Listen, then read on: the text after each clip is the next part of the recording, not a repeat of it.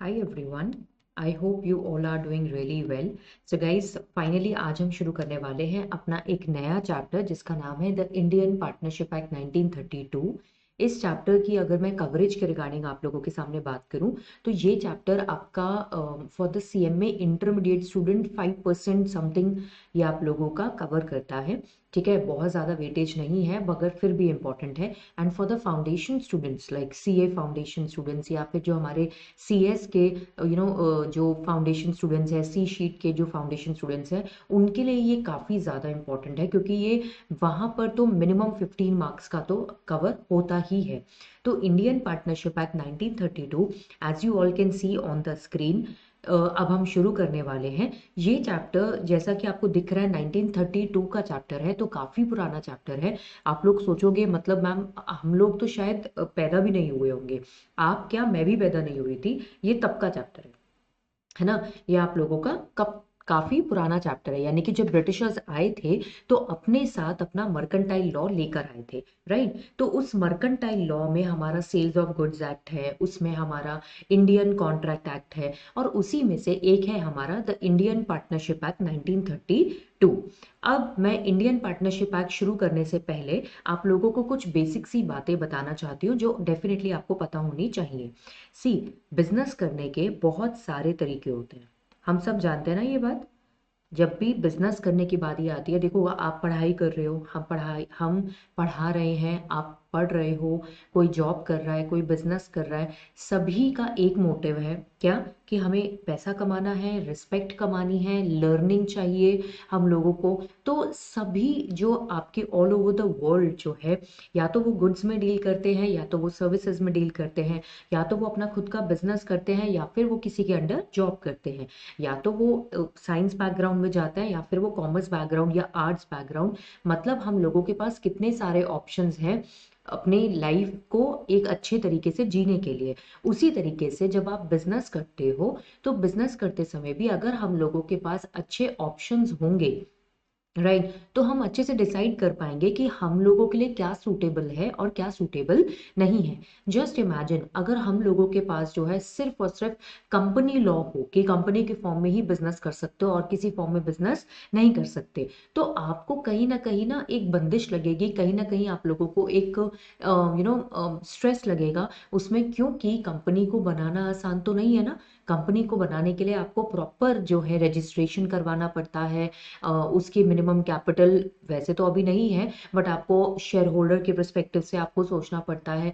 तो यानी कि कंपनी फॉर्म में बिजनेस करना अनडाउटेडली बहुत अच्छी बात है, आप बिजनेस करो। मगर अगर कोई नहीं करना चाहता कंपनी की फॉर्म में बिजनेस, तो डेफिनेटली उसके पास कोई ना कोई ऑप्शन होना चाहिए।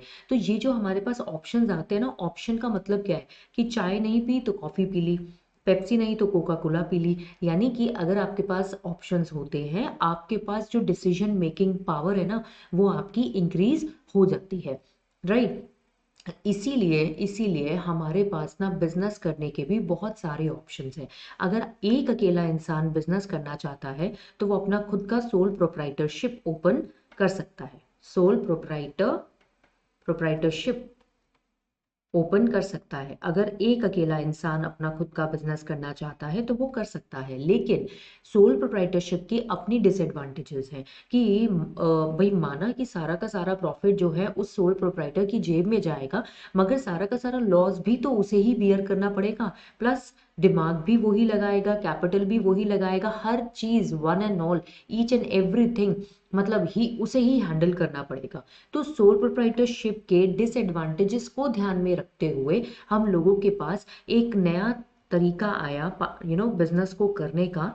और वो नया तरीका क्या है मेरे पास, पार्टनरशिप। पार्टनरशिप को अगर मैं हिंदी भाषा में कहूँ तो इसका मतलब होता है साझेदारी। राइट, साझेदारी में आप बिजनेस करो, मतलब जब आप दो या दो से ज्यादा लोगों के साथ बिजनेस करते हो, बिजनेस करने का प्लान आउट करते हो, तो आप पार्टनरशिप की फॉर्म में बिजनेस कर सकते हो। देखो, दो या दो से ज्यादा लोगों के साथ मिलकर तो आप अपनी कंपनी भी बना सकते हो, उसमें कोई हार्म नहीं है। दो या फिर दो से ज्यादा लोगों के साथ मिलकर you guys can form your own company, मगर कंपनी के अपने एडवांटेजेस हैं, उसके अपने डिसएडवांटेजेस हैं। उसी तरीके से पार्टनरशिप जो है उसके अपने एडवांटेजेस हैं और उसके अपने डिसएडवांटेजेस हैं। तो एग्जैक्टली हमारी पार्टनरशिप होती क्या है, हमें ये जानना बहुत ज़्यादा ज़रूरी है।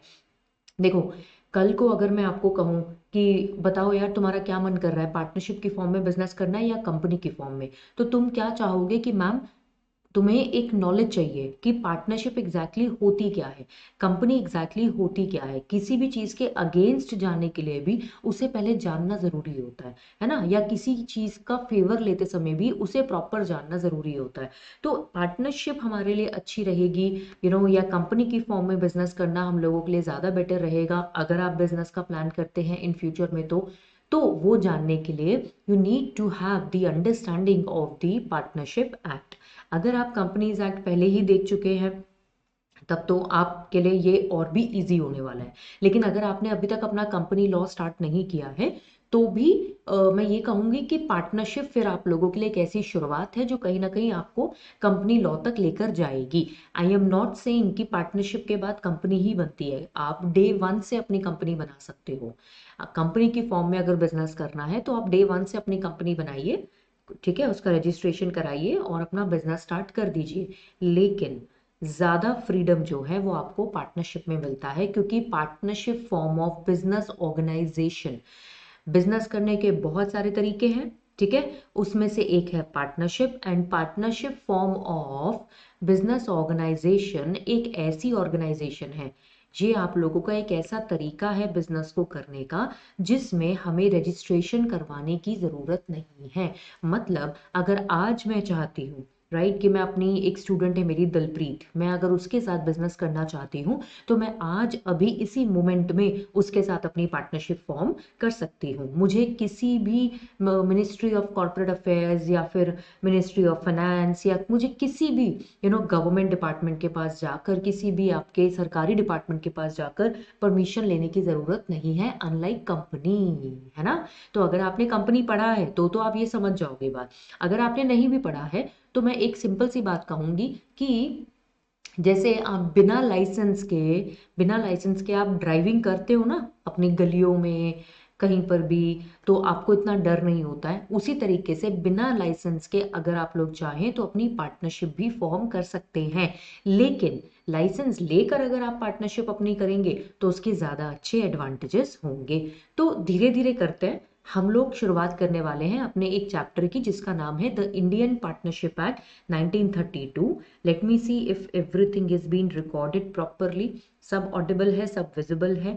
जब आप लोग ये मेरी वीडियोस देखते हैं तो थोड़ा सा मुझे एक मैसेज कर दिया करो कि हाँ मैम वीडियोस सही चल रही हैं, चिंता की कोई बात नहीं है। इससे मुझे भी कहीं ना कहीं एक आइडिया मिल जाता है कि मेरे स्टूडेंट्स जो हैं उनको कोई परेशानी नहीं हो रही। सो गाइस, हमारे पास ये चैप्टर है द इंडियन पार्टनरशिप एक्ट 1932। जैसा कि आप देख रहे हो 1932 का ये चैप्टर है ना। बट मैं आपको बताना चाहती हूँ कि ये जो एक्ट आपका आया, ये जो कानून आपका बना है ना, ये बेशक से 1932 लिखा हुआ है, मगर उससे पहले से ही हमारे यहाँ पे पार्टनरशिप चलती आ रही है। हमारे पास एक चैप्टर है जो कि सभी स्टूडेंट्स ने ऑलमोस्ट पढ़ लिया होगा, द इंडियन कॉन्ट्रैक्ट एक्ट। ये सभी के फाउंडेशन में अवेलेबल है, चाहे वो सीए कर रहा है, चाहे वो CMA, CS, graduation, whatever the course you are doing, right. Commerce background का अगर आप कोर्स कर रहे हैं तो डेफिनेटली आपने इंडियन कॉन्ट्रैक्ट एक्ट 1872 पढ़ा होगा। तो ये जो इंडियन कॉन्ट्रैक्ट एक्ट 1872 है ना बच्चे, ये आप लोगों का पहले इसके अंदर 313 सेक्शंस हुआ करते थे, मगर बाद में डिलीट कर करके, कम कर करके मेरे पास अब जो है वो फाइनली सिर्फ 238 सेक्शंस ही रह गए हैं। तो जो बाकी के सेक्शंस थे मैम वो कहाँ चले गए, वो जो आपके बच्चे बाकी के सेक्शंस थे ना 239 से लेके 313 तक, वो सारे सेक्शंस उठा के 1932 के साल में एक नया आपके सामने चैप्टर ला दिया गया, एक नया एक्ट आपके सामने आया जिसका नाम है द इंडियन पार्टनरशिप एक्ट 1932। कहने का क्या मतलब है कि पार्टनरशिप की फॉर्म में जब भी बिजनेसेस होता था ना पहले 1932 से पहले, तो उस टाइम पर हम कौन सा कानून अप्लाई किया करते थे, द इंडियन कॉन्ट्रैक्ट एक्ट 1872। लेकिन क्योंकि पार्टनरशिप की फॉर्म में बिजनेस बहुत ज़्यादा होने लगे, बहुत ज़्यादा नंबर पे ट्रांजैक्शंस होने लगी, ज़्यादा से ज़्यादा लोगों के बीच में इस तरीके का जो बिजनेस है वो पॉपुलर होने लग गया कि हाँ यार पार्टनरशिप की फॉर्म में बिजनेस करते हैं, पार्टनरशिप की फॉर्म में। अब जितना ज़्यादा किसी चीज़ की डिमांड बढ़ती है उतना ज़्यादा उसको रेगुलराइज करने के लिए, उसको गवर्न या फिर उसको कंट्रोल करने के लिए लॉ की भी ज़रूरत पड़ती है। इसीलिए 1932 में फर्स्ट अक्टूबर 1932 में इसको एक अपना अलग वजूद मिला, और ये इंडियन कॉन्ट्रैक्ट एक्ट से डिलीट करके, ओमिट करके, इसको एक नया कानून, एक सेपरेट कानून बना दिया गया जिसका नाम है द इंडियन पार्टनरशिप एक्ट 1932। ठीक है, आई hope this is something clear with each one of you. तो अभी मैंने कुछ बहुत ज़्यादा शुरू नहीं किया है, अभी मैंने आपको बस ये बताया कि जैसे हम लोगों के पास ड्रिंक्स में कितने सारे ऑप्शंस होते हैं। आप चाय पी सकते हैं, कॉफ़ी पी सकते हैं, लेमन टी पी सकते हैं, सिनेमन टी पी सकते हैं। हमारे पास जब बहुत ज़्यादा चॉइसेस होती है ना, तो कहीं ना कहीं हम अपनी मर्जी से डिसाइड करते हैं कि हमें क्या करना है। देखो, जाने को तो आप रखने को तो आप अपनी मर्जी से भी फास्ट रख सकते हो। आपका मन कर रहा है नवरात्रे आए, चलो हमने फास्ट रख लिया।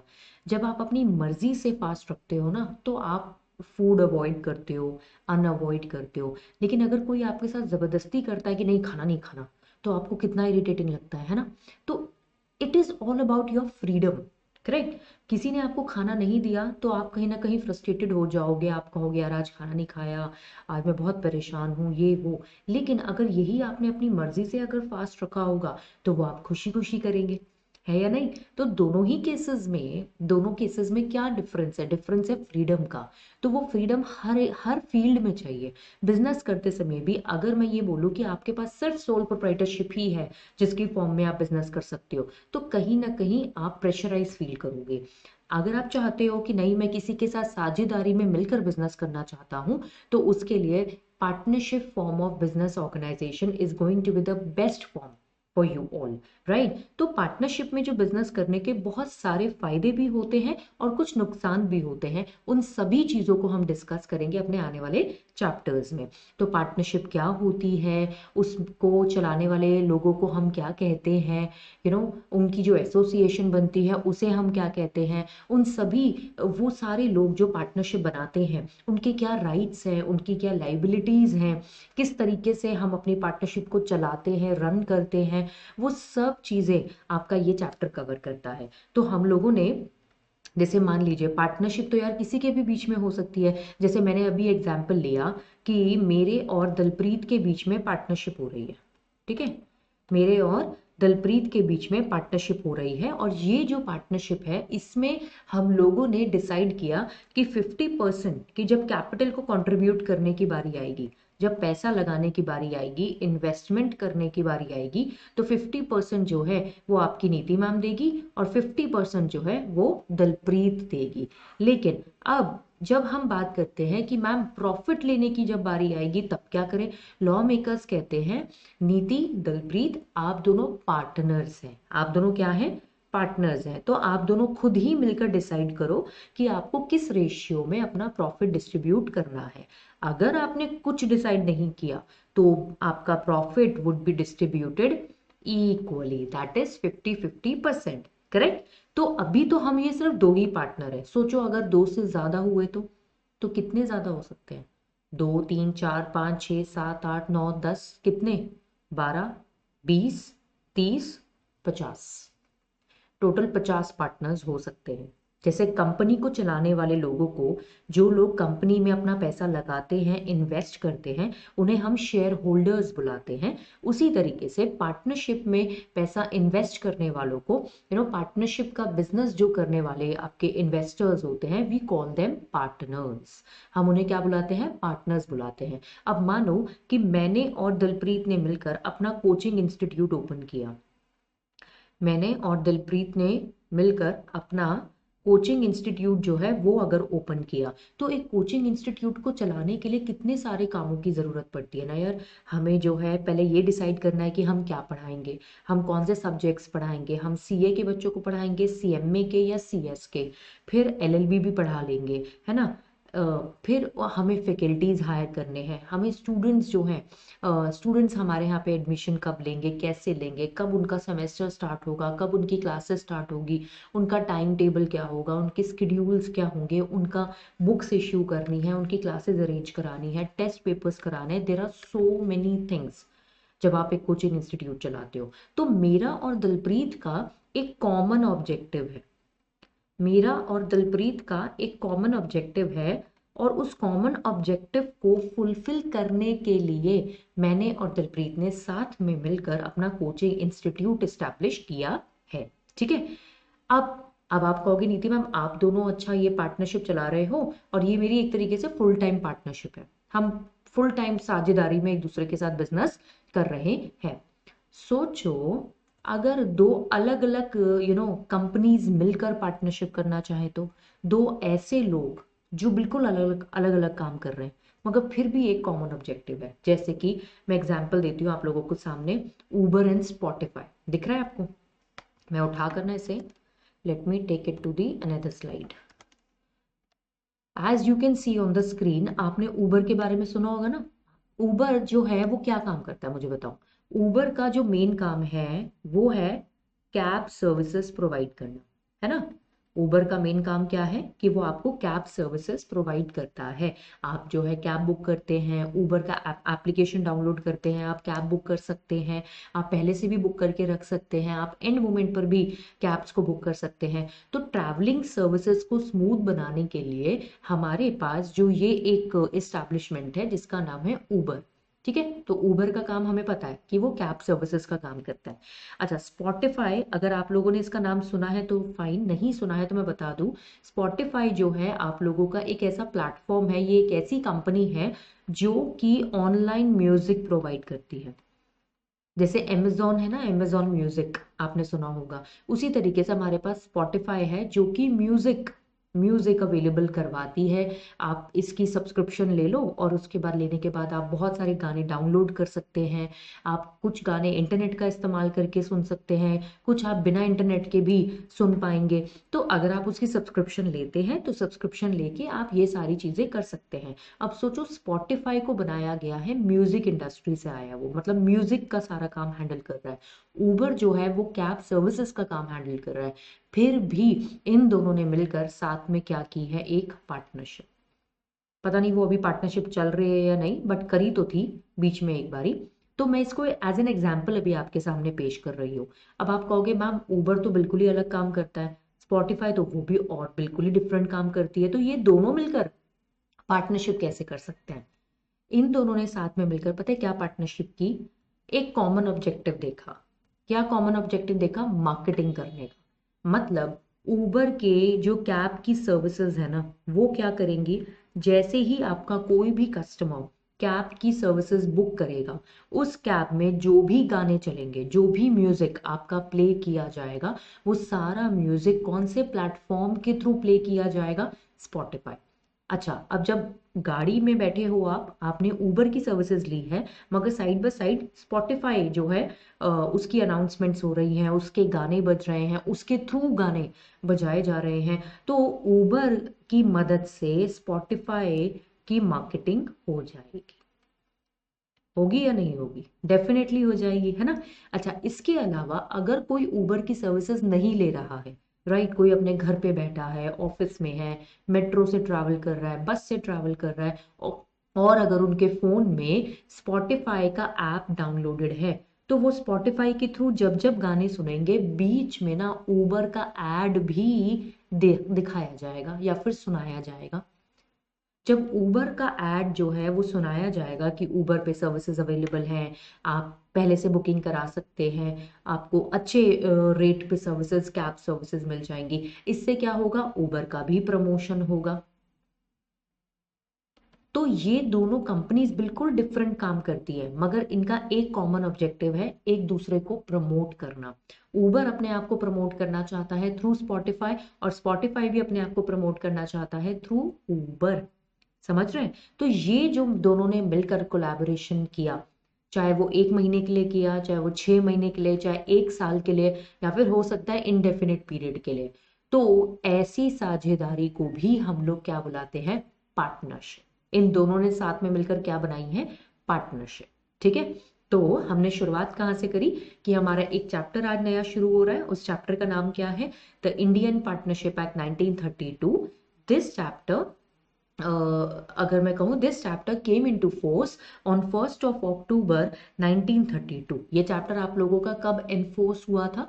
1 अक्टूबर 1932 को। इस पूरे चैप्टर में हमारे पास 74 सेक्शंस हैं। इट इज, ये पूरा का पूरा चैप्टर ना is a very beautiful chapter, I would say. मतलब ये बिल्कुल भी डिफिकल्ट नहीं है आप लोगों के लिए, मगर हाँ, ये आप लोगों का ना, मतलब अगर मैं कहूँ कि आपको लगेगा मैम 74 सेक्शंस है तो ये बहुत ही बड़ा होगा ना, मतलब it is not like Indian contract act. जैसे अगर आप इंडियन कॉन्ट्रैक्ट के भी जर्नल प्रोविजंस पढ़ते हो, उसके भी जो जर्नल प्रोविजंस है 75 सेक्शंस ही है, मगर वो 75 सेक्शंस कवर करने में पूरे 2 महीने लग जाते हैं। मतलब अगर मैं, मेरी ऑल्टरनेट डेज पे भी क्लासेस होती हैं तब भी, क्योंकि इंडियन कॉन्ट्रैक्ट एक्ट बहुत वास्ट है, बहुत वास्ट है। उसका एक एक सेक्शन बहुत, मतलब जिसको हम कहते हैं ना, काफी ज्यादा बड़ा सेक्शन है और काफी इलेबोरेशंस और एक्सप्लेनेशंस चाहिए। But when I am talking about the Indian partnership act, कहने को इसमें भी 74 सेक्शंस है, but it is not that huge as compared to the Indian Contract Act 1872. So, the Indian Partnership Act 1932 पहले ये ICA का ही हिस्सा था, मगर 1 अक्टूबर 1932 को इसे एक अपना अलग वजूद मिला और इसमें टोटल 74 सेक्शंस में हमें सारे प्रोविजंस डिवाइड किए गए हैं। सेक्शंस का मतलब क्या होता है? सेक्शंस हैं, मतलब डिविजन्स हो रखा है। तो 74 पॉइंट्स हैं अगर मैं कहूँ आप लोगों के पास, जिसमें पूरा बताया हुआ है कि पार्टनरशिप कब बनती है, कैसे बनती है, कौन बनाता है, कैसे चलाते हैं, कैसे खत्म करते हैं, सब कुछ, each and everything. Now this, when I talk about the geographical application, जब मैं जियोग्राफिकल एप्लीकेशन के बारे में, इसके बारे में बात करती हूँ, then the Indian partnership act 1932 is applicable all over the India. ये आप लोगों का पूरी इंडिया के ऊपर जो है वो एप्लीकेबल होता है। मतलब कि मैं दिल्ली में बैठ के पार्टनरशिप बनाऊं, चाहे मैं महाराष्ट्र चली जाऊं, चाहे मैं जम्मू कश्मीर ही क्यों ना चली जाऊं, अगर मैं पार्टनरशिप फॉर्म कर रही हूँ, मैं या आप या कोई भी इंडिया में रह के, तो उसको इंडियन पार्टनरशिप एक्ट 1932 के रूल्स एंड रेगुलेशंस को फॉलो करना पड़ेगा। Getting my point? ठीक है। अच्छा, करना पड़ेगा का मतलब बिल्कुल ऐसा नहीं है कि आपके ऊपर बहुत ज्यादा प्रेशर आ गया। अभी धीरे धीरे आप ना देखना, नोटिस करना, जो इंडियन पार्टनरशिप एक्ट है ना बच्चे, वो आप लोगों का एक बड़ा ही फ्री एक्ट है। फ्री एक्ट मतलब अगर मैं कहूँ कि an act which gives a lot of freedom. एक ऐसा कानून है जो आपके पार्टनर्स को, जो बिजनेस कर रहे हैं, उनको काफी हद तक फ्रीडम देता है कि वो अपने हिसाब से डिसाइड करें कि उनके क्या टर्म्स एंड कंडीशंस होंगे। समझ रहे हैं कि मतलब उसके कि वो कितना प्रॉफिट लेकर जाएंगे घर पे, या अगर लॉसेस होगा तो कौन बियर करेगा, मैनेजमेंट का हिस्सा कौन बनेगा, कौन नहीं बनेगा। तो वो आपस में मिलके, तुम वो कहते हैं ना, मियाँ बीवी राजी तो क्या करेगा काजी। अगर पार्टनर्स राजी तो आपका इंडियन पार्टनरशिप एक्ट भी इंटरफेयर ज्यादा नहीं करेगा। मगर इतना भी फ्रीडम नहीं दे दिया कि कुछ भी कर लो, जाके इलीगल बिजनेस भी कर लो। तुम पार्टनरशिप कर रहे हो, अच्छा ड्रग्स का बिजनेस कर रहे हो, कर लो। इतना भी नहीं है। मतलब करेंगे, धीरे धीरे देखते हैं, समझते हैं दे what do you mean by the Indian partnership act 1932। Now when I talk about, see, जब मैं कहती हूं Indian partnership act 1932, the Indian partnership act 1932, तो ये जो 4 नंबर है ये तो आपको समझ में आ गया है ना। ये हम लोगों का क्या है? Year of applicability. डेट हमको पता लग गया, 1 अक्टूबर। So this is our year of applicability. When I talk about the term called as act, act का मतलब क्या होता है? लॉ। लॉ वैसे एक वाइडर टर्म है। लॉ के अंदर एक्ट भी आता है, रूल्स भी आते हैं, रेगुलेशन, सर्कुलर, नोटिफिकेशंस, और ये सब चीजें ऑलमोस्ट मतलब आपकी आती हैं। लेकिन जब मैं बात करती हूँ ऐसे वाले चैप्टर्स की जो कि हमारे इंडिपेंडेंस से हमें पहले मिले हैं, वो चैप्टर्स में ना, मतलब आपके रूल्स एंड रेगुलेशंस बहुत लिमिटेड ही है। तो पार्टनरशिप का, जैसे मैं कंपनी लॉ पढ़ाती हूँ तो मैं कंपनी लॉ बोलती हूँ, उसमें मैं आपको कंपनीज एक्ट भी पढ़ाती हूँ, फिर उसके बाद रूल्स एंड रेगुलेशंस भी पढ़ते हैं हम लोग। लेकिन पार्टनरशिप एक्ट 1932 की अगर मैं कहूँ ना, तो इस पार्टनरशिप के पूरे कॉन्सेप्ट को समझने के लिए ये अकेला चैप्टर इनफ है। इसके अलावा आपके पास कोई ज्यादा बहुत रूल्स या रेगुलेशन या सर्कुलर्स फिलहाल नहीं है। Good news for you all, correct. आप कहोगे मैम ये तो बहुत अच्छी बात हो गई, ये आपने अभी कमाल की बात कर दी अभी हम लोगों के सामने कि हमें ज्यादा पढ़ना नहीं पड़ेगा, मगर again it is important, we have to do it now. तो अभी पूरा कॉन्सेप्ट हम लोग, इंडियन वर्ड का मतलब तो आप लोग समझते ही हो ना। अभी हमारा कॉन्सेप्ट हमें जो समझना है उसका मतलब क्या है, पार्टनरशिप। उसका नाम क्या है, नाम क्या है, पार्टनरशिप। तो हमें एग्जैक्टली जानना है what do you mean by the term called as partnership. Hindi भाषा में इसे कहते हैं साझेदारी, लेकिन वो साझेदारी के बिजनेस को भी हमने प्रॉपर तरीके से डिफाइन किया है अंडर सेक्शन नंबर 4। ठीक है गाइज, एक चीज मैं बताना चाहती हूँ, आप लोगों के पास पावर है कि आप इन वीडियोस को जो आप देख रहे हो इसकी स्पीड को आप कम भी कर सकते हो। अगर आपको लगता है मैम जल्दी बोल रही है तो आप उस स्पीड को जो है 0.5 से कम भी कर सकते हो, आप उसको 0.5 से इंक्रीज भी कर सकते हो। अगर आपको लगता है कि नहीं यार मैंने पार्टनरशिप का वीडियो पहले देख लिया था मैम का, क्योंकि 2 व्यूज अवेलेबल है, आपने एक बारी में तो पूरा चैप्टर देख लिया, एक वीडियो पूरी देख ली, सेकेंड व्यू जो है ना उसे भी यूटिलाइज कर लो, उसमें स्पीड इंक्रीज कर दो। इससे क्या होगा ना कि आप हर वीडियो को 2 2 बारी देख पाओगे। पहली बारी में आपने नॉर्मल स्पीड में देखा, दूसरी बारी में आपने स्पीड को इंक्रीज कर दिया, आपकी रिवीजन भी हो गई और 2 व्यूज भी आपके कंप्लीट हो गए, रिवीजन भी हुई और आपको बेनिफिट भी मिल गया। ठीक है, तो I am just reminding you that you guys are having the power, उसको यूटिलाइज करो जहां जरूरत लगे वहां पर। तो सेक्शन नंबर 4 जो है उसमें हमारे पार्टनरशिप के कॉन्सेप्ट को डिफाइन किया गया है। अब आप कहोगे मैम सीधा सेक्शन 4 पर आ गए आप, मतलब सेक्शन 1 का क्या करें, सेक्शन 1 कर तो लिया। सेक्शन 1 जो है वो आप लोगों का क्या बताता है कि एक्ट का नाम क्या है, वो कब से एप्लीकेबल हुआ है, वो कहाँ कहाँ एप्लीकेबल होता है।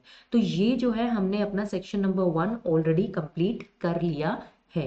अब आती है सेक्शन नंबर 2 की बात। ये तो हो गया मेरा क्या, सेक्शन 1 है ना। मैं अभी एक्ट भी ओपन करके दिखाऊंगी आपको। फिर हम बात करते हैं किसकी, सेक्शन नंबर 2 की। तो गाइस सेक्शन नंबर 2 जो होता है वो आपका इंटरप्रिटेशन क्लॉज होता है, वो आप लोगों का डेफिनेशन क्लॉज होता है, जिसमें सारी टर्म्स को डिफाइन किया जाता है ना, सारी की सारी टर्म्स को डिफाइन किया जाता है जो इस पूरे एक्ट के अंदर बार बार इस्तेमाल होंगी। तो वो भी हम लोग धीरे धीरे ही करते रहेंगे साथ में।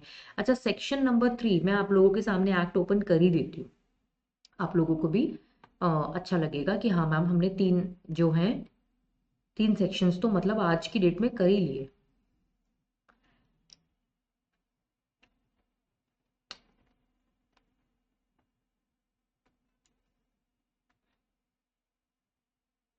ये देखिए मैंने आपको क्या कहा था कि टोटल 74 सेक्शन है, ये देखिए यहाँ, आई एम श्योर आप लोगों को स्क्रीन पे दिख रहा होगा, है ना।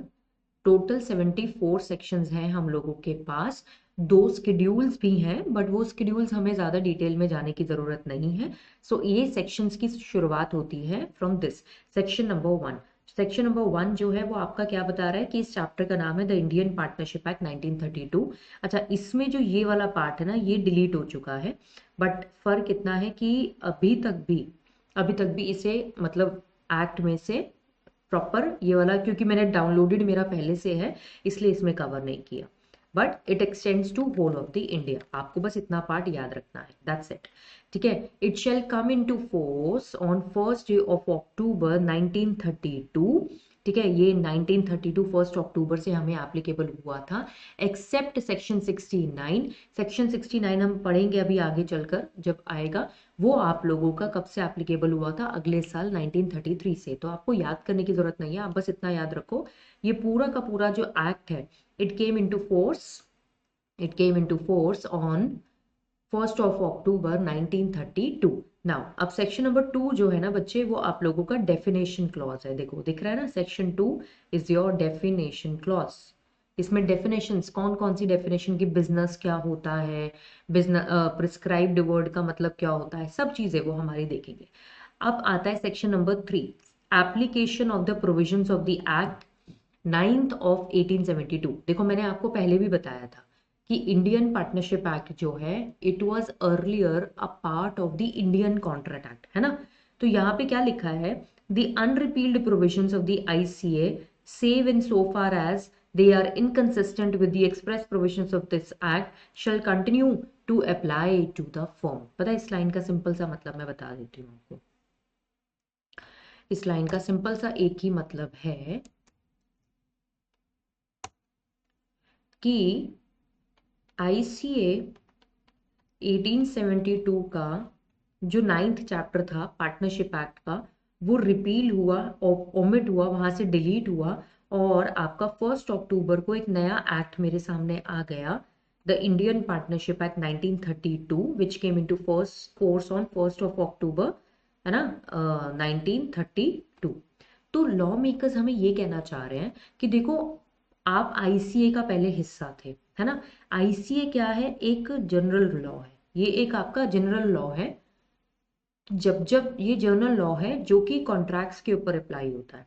आप किसी भी चीज का कॉन्ट्रैक्ट बना लो, चाहे से आप लीज का कॉन्ट्रैक्ट बनाओ, रेंट का कॉन्ट्रैक्ट बनाओ, फर्नीचर का कॉन्ट्रैक्ट बनाओ, कंपनी का कॉन्ट्रैक्ट बनाओ, पार्टनरशिप का कॉन्ट्रैक्ट बनाओ, गुड्स का कॉन्ट्रैक्ट बनाओ, चाहे सर्विसेज का कॉन्ट्रैक्ट बनाओ, जब जब कॉन्ट्रैक्ट बनता है आईसीए 1872 एप्लीकेबल हो जाता है कि नहीं।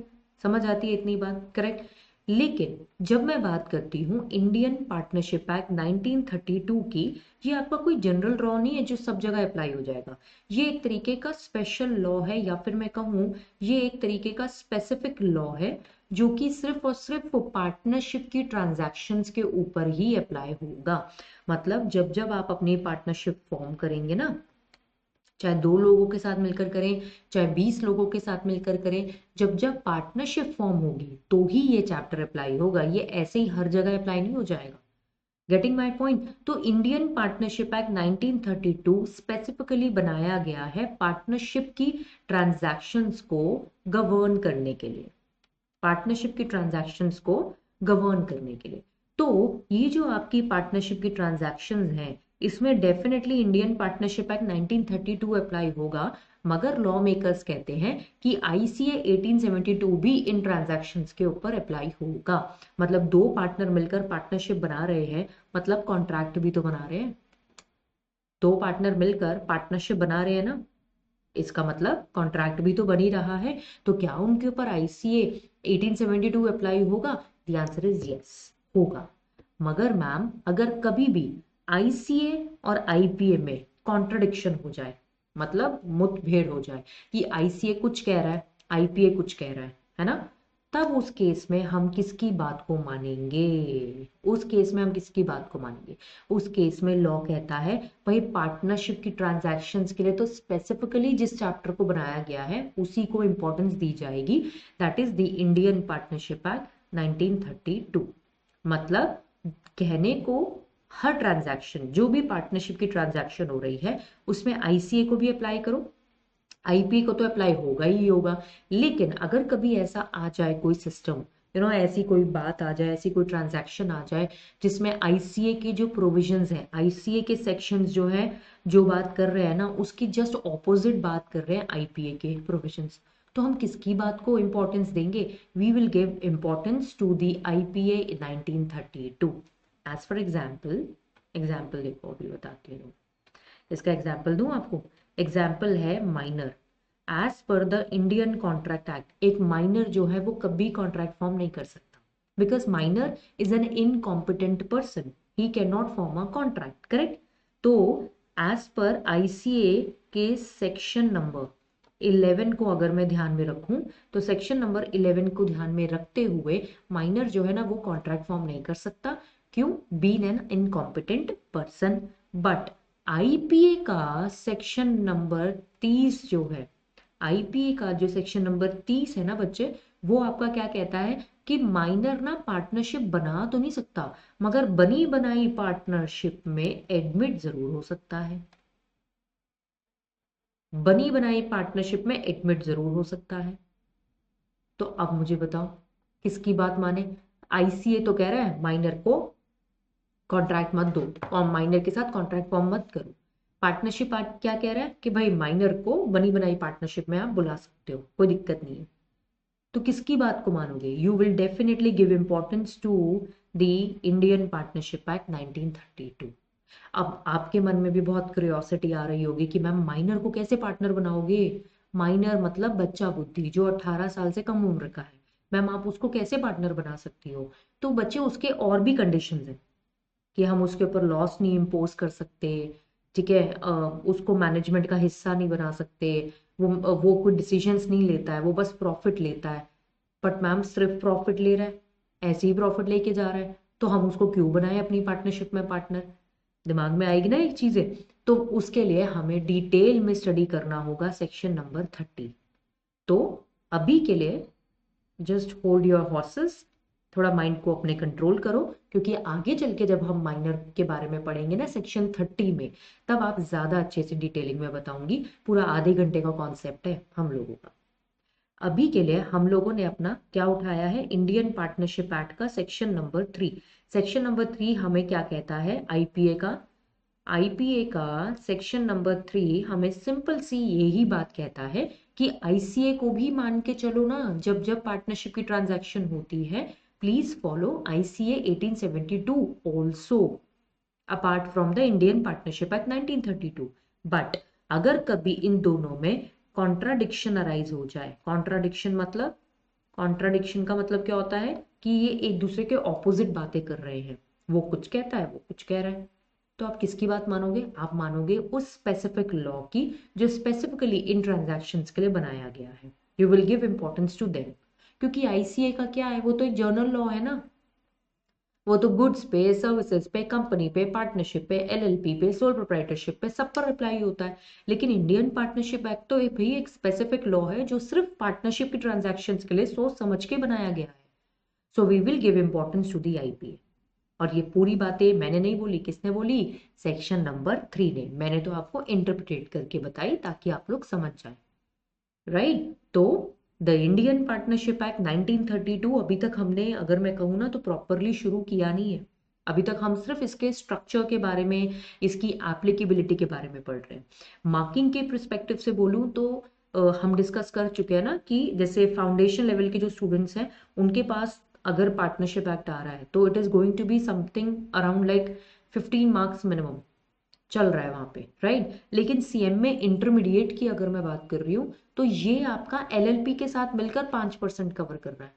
तो कायदे से तो ये बहुत ज्यादा मार्क्स आपके कवर नहीं कर रहा। मगर मैं फिर आप सब बच्चों को याद दिलाना चाहती हूँ कि जितने भी हमारे स्टूडेंट्स, चाहे आप सीए कर रहे हो, चाहे सीएस, चाहे सीएम में, चाहे से आप ये पार्टनरशिप एक्ट को फाउंडेशन लेवल पे पढ़ें, चाहे से आप पार्टनरशिप के चैप्टर को आप इंटरमीडिएट के लेवल पे पढ़ें, डोंट फॉरगेट कि ये ग्रेजुएशन में भी आएगा।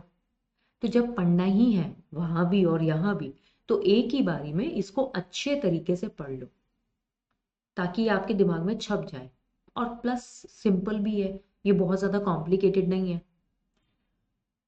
ठीक है? तो हम पहली स्लाइड पे चलते हैं। The Indian partnership act 1932। Indian partnership act 1932 में हमारे पास टोटल 74 सेक्शंस हैं। और जब इसकी एप्लीकेबिलिटी की बारी आती है, it is applicable to whole of the India, है ना? It is applicable to whole of the India, totally applicable to whole of the India. Next आती है कहानी क्या, 1 अक्टूबर से ये 1932 को अप्लाई हुआ था। अब आती है बात कि मैम इंडियन समझ में आ गया, एक्ट समझ में आ गया, 1932 क्यों लिखा हुआ है वो भी समझ में आ गया, but what do you mean by the term called as partnership? Partnership जिसको हम साझेदारी भी कहते हैं, इसको अगर हमें डिटेल में जाना है, किस बिजनेस को मैं देखूं और देखते ही कह पाऊं कि ये तो पार्टनरशिप है, वो अगर आपको जानने के लिए ना सेक्शन 4 को अच्छे से स्टडी करना पड़ेगा। तो पहले हम इसकी सिर्फ डेफिनेशन रीड करते हैं। Let's read the, okay everything is been recorded, check करना पड़ता है ना। चलिए, तो सबसे पहले इसके सेक्शन को रीड आउट करते हैं। Partnership is the relation between persons who have agreed to share the profits of the business carried on by all or any of them acting for all। अब देखो इसमें ना कई सारी चीजें आ रही हैं, इसमें जो है काफी सारी चीजें कवर हो रही हैं। सबसे पहली बात, पार्टनरशिप इज अ रिलेशन। तो एक बात जो मेरे दिमाग में अभी सबसे पहले डेफिनेशन से मुझे समझ में आई, क्या कि पार्टनरशिप, मैं पार्टनरशिप के क्या कर रही हूँ, डेफिनेशन को ना डिटेल में आपको पढ़ा रही हूँ, जो कि दी गई है सेक्शन नंबर 4 में। तो पार्टनरशिप क्या है, एक तरीके का रिलेशन, ठीक है, एक तरीके का आप लोगों का रिलेशन है बिटवीन द पर्सन। ये एक ऐसा रिलेशनशिप है जो कि पर्सन्स के बीच में बना है। अब देखो पर्सन्स का मतलब यहाँ पर क्या है, पर्सन्स का मतलब है आपके नेचुरल पर्सन भी हो सकते हैं, आपके और मेरे जैसे। नेचुरल पर्सन्स कौन होते हैं, the persons with blood and flash, है ना, वो होते हैं आपके नेचुरल पर्सन। और ये पर्सन जो है ना आर्टिफिशियल भी होते हैं, मतलब दो कंपनीज मिलकर अगर चाहें तो भी अपनी पार्टनरशिप बना सकती हैं। अभी मैंने एग्जाम्पल दिया था थोड़ी देर पहले कि मैंने और दलप्रीत ने मिलकर अपना कोचिंग इंस्टीट्यूट स्टार्ट किया। मैं भी नेचुरल पर्सन हूँ, दलप्रीत भी नेचुरल पर्सन है, and we both are doing our businesses, they are our respective businesses, correct, we both are doing our respective businesses. Now, when I talk about the artificial person कौन होता है, a person without any blood and flesh, मतलब इनका कोई blood थोड़ी ना होता है रे। आर्टिफिशियल पर्सन मतलब आपका एक ऐसा पर्सन जिसको कानूनन क्रिएट किया गया है और वो कानूनन खत्म भी किए जा सकते हैं। तो आर्टिफिशियल पर्सन का सबसे बेस्ट एग्जाम्पल होता है कंपनी। आर्टिफिशियल पर्सन का सबसे बेस्ट एग्जाम्पल क्या होता है, कंपनी। तो अगर मान लो दो कंपनीज मिलकर, जैसे मैंने अभी एग्जाम्पल दिया था ऊबर एंड स्पॉटिफाई का, है ना, ऊबर भी एक कंपनी है, स्पॉटिफाई भी एक कंपनी है। ये दोनों कंपनी जो है एक दूसरे की मार्केटिंग करने के लिए एक दूसरे के साथ जुड़ी हैं, मार्केटिंग करने के लिए एक दूसरे के साथ जुड़ी हैं। तो ये क्या कर रही हैं, यहाँ पे बना रही हैं पार्टनरशिप। तो मेरी इस पार्टनरशिप में दो पार्टनर्स हैं, पहला पार्टनर उबर, दूसरा पार्टनर स्पॉटिफाई, ठीक है। और ये दोनों खुद अपने आप में क्या है, कंपनीज, एन आर्टिफिशियल पर्सन। तो जब जब पार्टनरशिप बनाई जाती है एज पर सेक्शन नंबर 4, वो पार्टनरशिप सिर्फ नेचुरल पर्सन ही नहीं, आपके आर्टिफिशियल पर्सन भी फॉर्म कर सकते हैं। अब पर्सन वाला पॉइंट जब मैं पढ़ाती हूँ ना, इसमें एक चीज और आती है, क्या, पर्सन वाले पॉइंट में एक चीज और आती है कि मैम मिनिमम हमारे पास कितने पार्टनर्स होने चाहिए। तो जब मैं मिनिमम पार्टनर्स की बात करती हूँ ना, मिनिमम हमारे पास दो पार्टनर्स होंगे, तब जाकर ही पार्टनरशिप फॉर्म होगी। मैम दो से कम, अरे दो से कम तो एक हुआ ना, और एक अकेला इंसान जब बिजनेस करता है तो उसे हम क्या कहते हैं, बोलो बोलो, सोल प्रोप्राइटरशिप। तो वो तो सोल प्रोप्राइटरशिप हो गई। पार्टनरशिप की फॉर्म में अगर आपको बिजनेस करना है, उसके लिए मिनिमम दो पार्टनर्स तो चाहिए ही, तब जाकर ही आप पार्टनरशिप बना सकते हो। मगर मैम मैक्सिमम पार्टनर्स कितने हो सकते हैं, तो देखो मिनिमम पार्टनर्स दो होंगे, ये तो मुझे पार्टनरशिप एक्ट बताता है, ठीक है। लेकिन मैम हमारे पास मैक्सिमम पार्टनर्स कितने हो सकते हैं, मैक्सिमम पार्टनर्स बच्चे हमारे पास हो सकते हैं 50, 50 लोग मिलकर, 50 पर्सन्स, मैंने क्या बोला है, पर्सन्स, पर्सन्स मतलब नेचुरल भी हो सकते हैं, पर्सन मतलब आर्टिफिशियल भी हो सकते हैं, ठीक है। मतलब आप दो लोगों के साथ, तो दो लोग तो मिनिमम चाहिए ही चाहिए पार्टनरशिप को फॉर्म करने के लिए। मैम क्या दो से ज्यादा हो सकते हैं, हाँ, 3 4 5 6 7 8 9 10 11 12 13 14 15 16 17 20 तक, 50 तक, 50 तक मैक्सिमम, मैक्सिमम 50 है। क्या मैम मैं 48 पार्टनर्स के साथ मिलकर अपनी पार्टनरशिप बना सकती हूँ, यस, कोई दिक्कत नहीं है। आप 48 पार्टनर्स के साथ मिलकर अपनी पार्टनरशिप बना सकते हो। क्या मैम मैं 51 पार्टनर्स के साथ मिलकर पार्टनरशिप बना सकती हूँ, द आंसर इज नो, बिल्कुल भी नहीं। तो जो पर्सन्स है ना, ये रिलेशन जो की जिसकी मैंने बात करी कि पार्टनरशिप जो होता है ना, वो एक ऐसा रिलेशनशिप है जो पहली बात तो ऑटोमेटिकली नहीं बनता है, इस रिलेशनशिप को बनाया जाता है। देखो एक आप लोगों ने सुना होगा कभी, किसके बारे में, Hindu undivided family, Hindu undivided family, HUF, है ना, सुना होगा इसका नाम आप लोगों ने। HUF के केस में क्या होता है कि ये शॉर्ट फॉर्म में अगर मैं कहूँ, ये होता है एक तरीके का फैमिली बिजनेस। ये होता है एक तरीके का फैमिली बिजनेस। जैसे मान लीजिए कोई है मिस्टर श्याम, ठीक है, श्याम एंड मिस्टर राम, दो भाई हैं और इन दोनों ने मिलकर बिजनेस स्टार्ट किया। ये दोनों बाय ब्लड एक दूसरे के साथ जुड़े हुए हैं। बाय ब्लड एक दूसरे के साथ जुड़े होने के साथ साथ इन्होंने अपना बिजनेस भी शुरू किया और अब दोनों मिलकर एक तरीके से फैमिली बिजनेस चला रहे हैं। अब जब शाम की आगे ब्रांचेस खुलेंगी, मतलब उसके अपने बच्चे होंगे, है ना, मान लो पहला बच्चा A, दूसरा बच्चा B, फिर C, मिस्टर राम के भी बच्चे हुए, है ना, क्या D, E, F। तो ये जो बच्चे हैं, ये जो फैमिली मेंबर्स ही है तो है ना, ये फैमिली मेंबर्स हैं। ये फैमिली मेंबर्स ऑटोमेटिकली इस फैमिली बिजनेस का हिस्सा बन जाएंगे, ऑटोमेटिकली। मतलब आपको पूछने की या बताने की जरूरत नहीं है, आप automatically you will be considered as a part of the family. Correct? I hope this is like clear with everyone.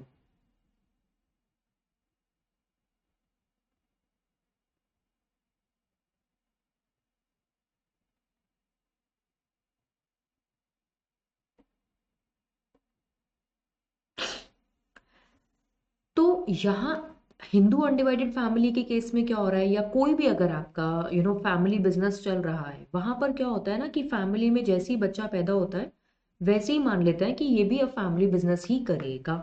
Automatically आप फैमिली बिजनेस का हिस्सा बन जाते हो। मगर पार्टनरशिप में ऐसा नहीं होता है।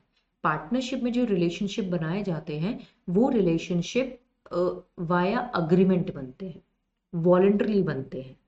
अपनी मर्जी से आप बनाते हैं अग्रीमेंट, और उस अग्रीमेंट कॉन्ट्रैक्चुअल होते हैं। अग्रीमेंट का मतलब ही होगा ना कॉन्ट्रैक्ट। यहाँ पर मैम आपने तो कहा था अग्रीमेंट और कॉन्ट्रैक्ट डिफरेंट होते हैं। अरे मैंने क्या कहा था, every business agreement is a contract. Correct? तो अगर मैं बिजनेस की बातें कर रही हूँ और फिर अग्रीमेंट बोलती हूँ तो उसका मतलब वही होता है, बिजनेस अग्रीमेंट मतलब कॉन्ट्रैक्ट। तो पार्टनरशिप जो होती है ना बच्चे, पार्टनरशिप आपकी ऑटोमेटिकली, आप किसी भी पार्टनरशिप में पार्टनर नहीं बन जाओगे। ऑटोमेटिकली कोई भी पार्टनरशिप का मैं पार्टनर नहीं बन सकता। पार्टनर बनने के लिए आपको क्या करना पड़ेगा बताइए? पार्टनर्स बनने के लिए आपको कॉन्ट्रैक्ट बनाना पड़ेगा, वो रिलेशनशिप आपको खुद बनाना पड़ेगा ऑटोमेटिकली बाय HUF की। जैसे HUF में क्या होता है कि अच्छा, ओके, एक नया बेबी पैदा हुआ तो ऑटोमेटिकली मान लेते हैं कि वो भी बिजनेस ज्वाइन करेगा, ऑटोमेटिकली वो बिजनेस का हिस्सा बन जाता है। मगर पार्टनरशिप का जो रिलेशनशिप है वो ऐसे नहीं बनता। पार्टनरशिप में बकायदा लोगों से सहमति ली जाती है, या तो ओरली या तो रिटन फॉर्म में कॉन्ट्रैक्ट बनता है, प्रॉपर बिजनेस अग्रीमेंट बनता है, मर्जी से बनता है, कोई जबरदस्ती नहीं होती। Getting my point? So partnership पहली बात तो क्या है, रिलेशन है। कैसा relationship? Contractual relationship. Contractual relationship है, वॉलेंट्री रिलेशनशिप है, मर्जी से बनता है। दो पार्टीज मिलकर मर्जी से डिसाइड करते हैं कि हाँ जी पार्टनरशिप बनानी है तो पार्टनरशिप बनती है। ऐसे ही नहीं ऑटोमेटिकली कि आपका जन्म इस परिवार में हुआ है तो आप तो बन गए जी फैमिली बिजनेस का हिस्सा। ऐसे नहीं होगा। It's not like that.